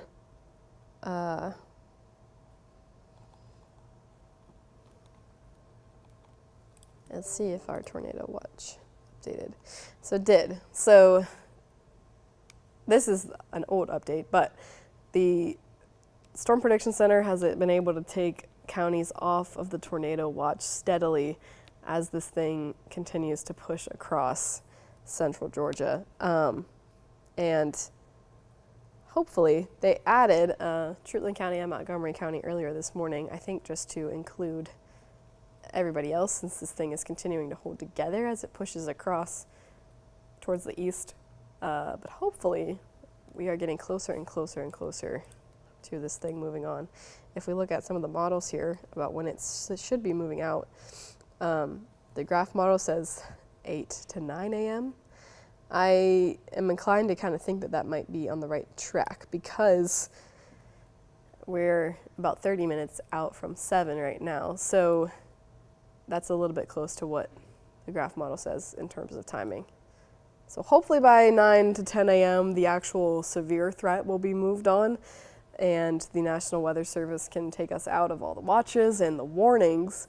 After that, again, you might still see some rain, maybe a couple rumblers, but hopefully that's really all we're talking about for the rest of the mid-morning into the afternoon. And then after the afternoon, things are going to move on. We will have clear skies heading into Monday morning. So hopefully, if you got to go back to work on Monday, it should be better weather for you to do that. So let's check back in. I really think here soon that National Weather Service will change our warning box. And I imagine if things are still holding together like this on the eastern half, that they will go ahead and push this severe thunderstorm warning out further to include the rest of our eastern counties. We'll see what they do about the southern half of central Georgia. Things have been just below the criteria for severe thunderstorm. So I'm not sure that they will necessarily extend it for our southern half, but we will probably see an update to this here soon. It expires at 6:45.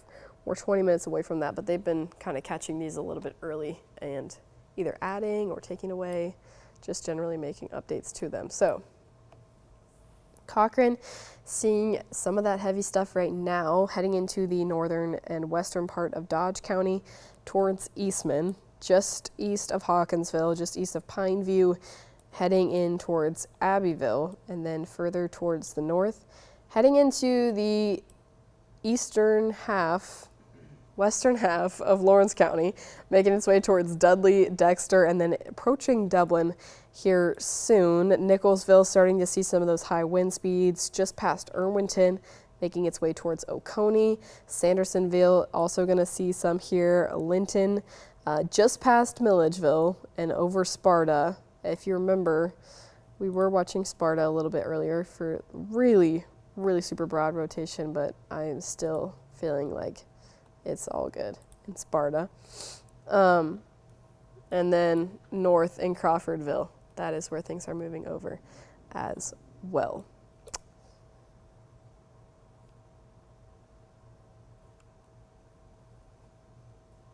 So we'll see if you are behind where you can see this red coloring here, basically this just chunk right here.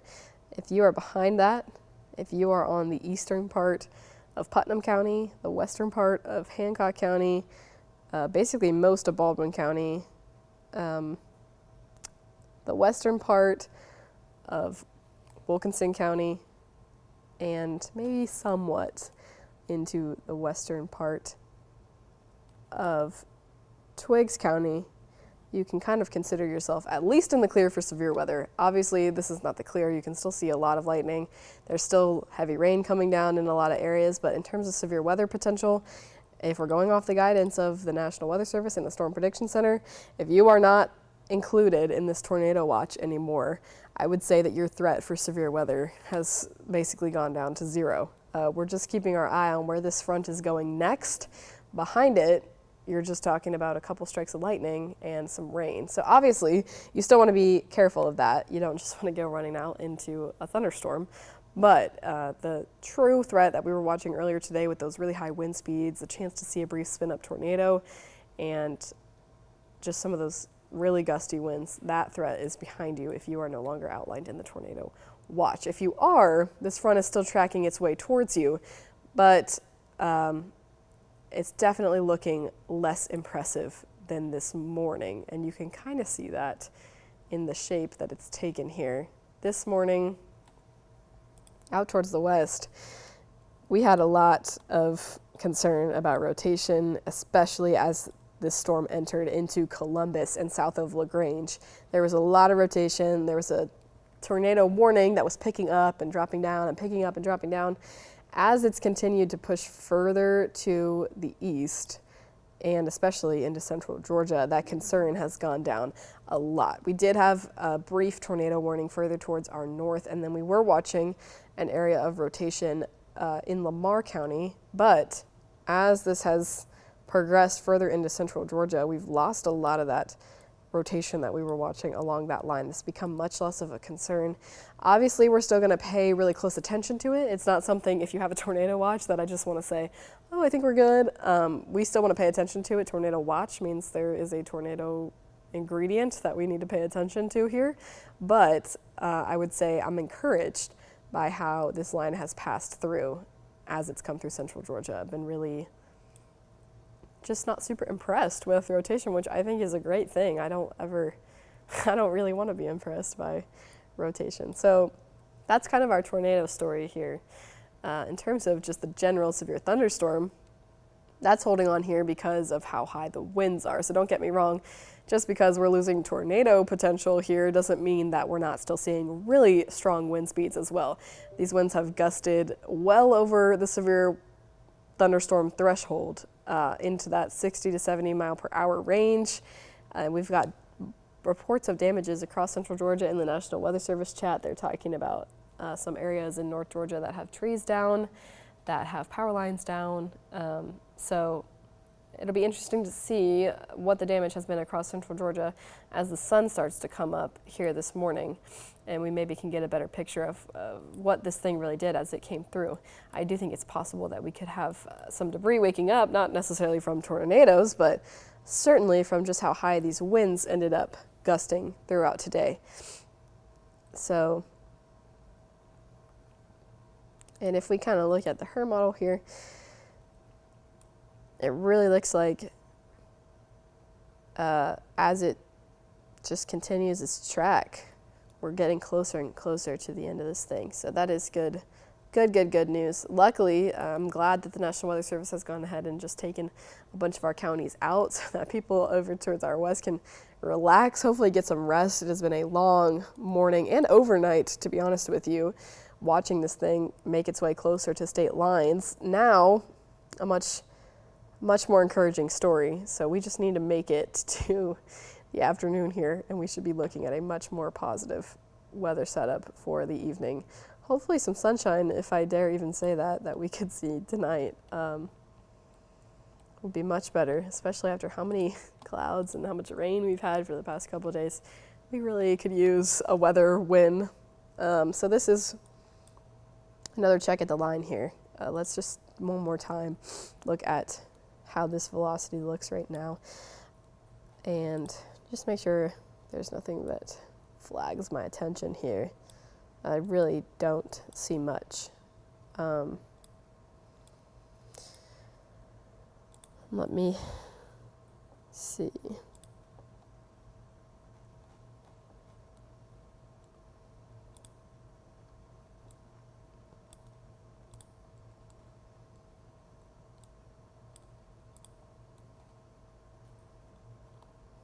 Yeah, I really don't see much to be too concerned about this morning. I wonder if I can take this back as far as what I was worried about earlier. Maybe not. Yeah, I don't think so. If you were here this morning over in Lamar County, there was an area of rotation that really caught my attention, but they did not flag it and they did not tornado warn it. They said they were watching it, and it was not impressive enough for them to end up issuing a tornado warning. But I'm kind of looking for a similar thing to what I saw this morning to really raise flags, and I'm not seeing much like that. Certainly seeing some gusty winds. I've seen a few areas this morning of broad rotation, but nothing that I have been overly concerned about, especially after seeing the rotation in Lamar and not seeing a tornado warning for that. I think I am feeling okay with what I'm seeing right now on velocity. In terms of radar, however, we are now kind of moving in further and further. We are just getting closer and closer to our southeastern counties, and we may finally be leaving our northeastern counties here in just a few minutes. Hancock, the only one that it's holding on to, so as soon as this thing can make its way out of Hancock, north central Georgia will finally be out of the threat here, as well as Baldwin County. And then we are just really talking about those who are left, and that will be really just Washington, Johnson, parts of Wilkinson, Lawrence, Bleckley, parts of Bleckley, Dodge, Telfair, Wheeler, Montgomery, and Shrutland. So just a few more as this thing kind of rolls through, but I'm hoping that it kind of keeps this level of intensity, because it's not quite as bad as what we thought we could see today, which is really, really good news. Further towards the north, the same kind of story. A couple severe thunderstorm warnings this morning. A little bit more intense towards North Georgia, so I was thinking that maybe they might have a chance to see a tornado warning earlier. And so far, just with the one that they've had, that's about it. So I'm encouraged to kind of see how this line is progressing in general. I'm curious to see what our dew points are like right now. So a little bit of a spread here, which you can kind of tell where the front is. This thing may be a little bit slightly outdated to where the front was running. You can kind of see those wind barbs there, but that's where all the moisture is to the southeast. That's why there's still some instability over in that region. So when this cold front kind of blows towards where all those dew points are up so high, where we have so much moisture, that's why we have the chance to watch this thing maybe spur up a couple more storms, or just maintain its general strength that it has right now, and why we're kind of keeping the tornado watch on the board, at least for those counties. So still some instability over there, but you can see behind where the front has come through, things are a little bit drier. They'll get a lot drier as some of the true cold front air starts to settle in, and then just not as conducive for that kind of weather. So all good things. We are on the right track here across the board. We just got to make it across some of our southeastern counties here. And I'm curious to know what wind speeds are recording right now. Let's see. Still above 60 miles per hour. So I was thinking maybe if they dropped down a little bit lower, maybe they would be able to cancel this warning. But our highest points still seem to be over 60 miles per hour, so certainly over that severe weather threshold. I do see a few less strikes of lightning, so that is a good sign. Sometimes that can be an indication that things are a little bit weaker, especially in Washington County and Hancock County. A little bit less lightning in that area, especially than we were seeing this morning. It's not zero, but certainly a little bit lighter. And we haven't seen hail all morning, so that's good news. I've really not picked up on any areas of hail this morning. Not radar indicated at the very least, so if we did see anything, it was likely very, very small. So I think what I'm going to do is this severe thunderstorm warning, I think is set to expire at 6:45. I'm going to stay here on the stream until they do an update to this box and maybe add a couple more counties. Once they do that, I'm going to hop off because we are going to get ready for the 7 o'clock show on 13 WMAZ, and I'm going to continue the coverage live from the air there. So we're going to kind of hold on here until they make a change with this box, and once they do, we can hop off and I will continue doing coverage live from the air, so you can join me on 13 WMAZ. I just need a few minutes to get ready for our newscast, so that will be that's going to be our plan for right now.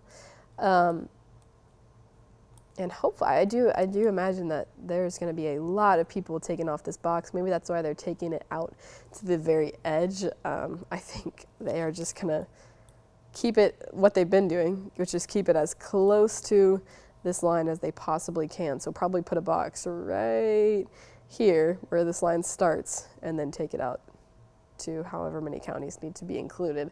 And they'll be able to drop all these people behind. So it'll be an exciting change for some people when this new box ends up being dropped. All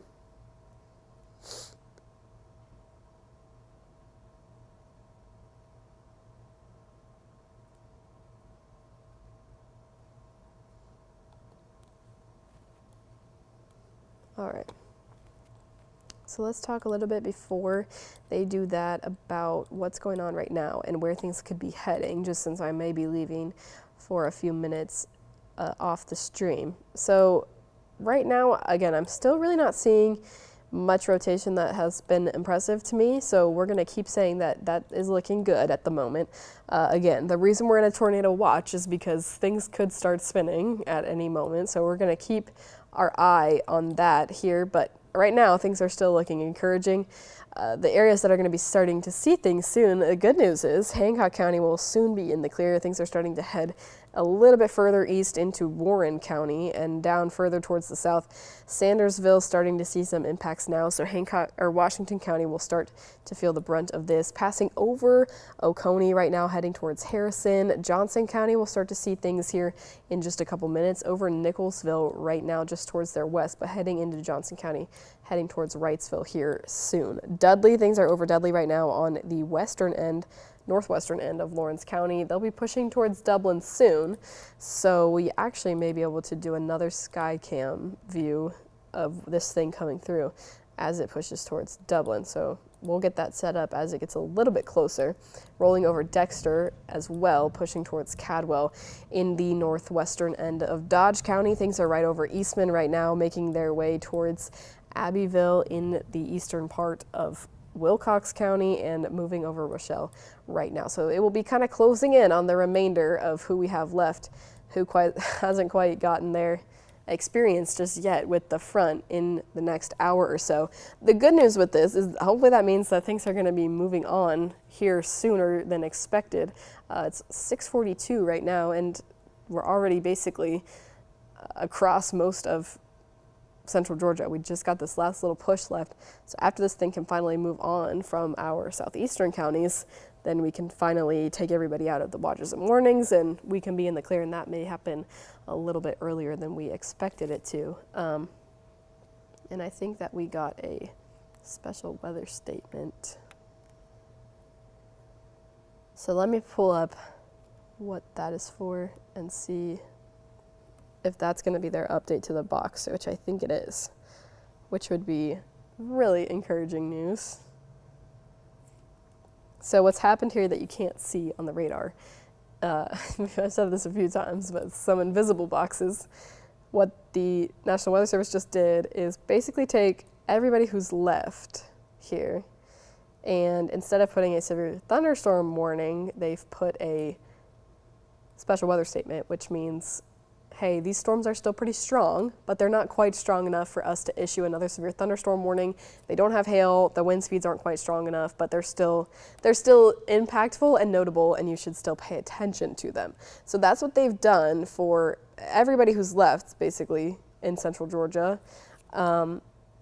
Meaning, I would think that means that they're not going to push out this severe thunderstorm warning any further.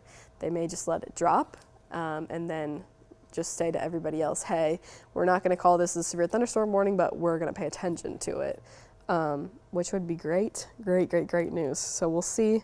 I will stay here until they drop this box, and we'll see if that's what they end up doing.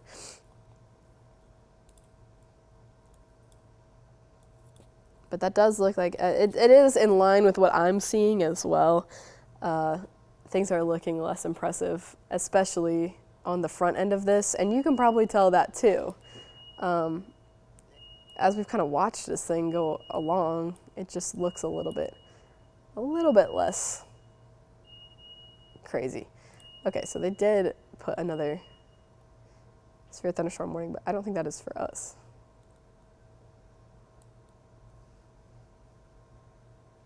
It's further towards our east, so that box that you're seeing here actually does not include central Georgia. It's further parts of where this front's going to be moving next into parts of South Carolina and the eastern parts of Georgia. I'm not actually sure what that beep was for. Maybe we'll find out here in a second. It may be positive news in the sense that it may be them taking us out of another watch. Which I'm going to let David figure it out. I think it is for the watch. We've been dropped. Oh, the whole thing. Special weather statement now for Washington, Jefferson, Johnson, Lawrence. Yep. Okay. So yeah, all of those places that were originally under a severe thunderstorm warning are now under a special weather statement. And we've officially got word severe thunderstorm warning has expired. All right. Well, let me come back on the camera so we can talk face to face. What David was just explaining to me is that they've taken off all severe thunderstorm warnings here in central Georgia. So what that means is they're going to say, hey, keep your eye on this as it kind of rolls across the rest of the counties here, but we're not under severe thunderstorm criteria anymore. So it's still got some impactful winds. It's still got some heavy rain and likely some lightning as well, but not quite as strong as what we saw earlier today as it kind of rolled across, and not at severe thunderstorm criteria. So there's no severe thunderstorm warnings. There's no tornado warnings at the moment. There's no active warnings at all. We're just kind of under the tornado watch. I think we're still under for the remainder of the counties that this thing needs to roll through, but really encouraging signs of how much this thing seems to be dying down. I'm super unimpressed with what I'm seeing right now. So good news, and we are going to hop off the stream for right now. We are going to be back on the air starting at 7 a.m., but that's going to be on 13 WMAZ on the air. So we'll continue to track the rest of this line moving through that on the air, but for right now, we're going to go ahead and hop off the stream. I'm going to get ready for the show, and we will join you back then. So good news in terms of the warnings being canceled for central Georgia.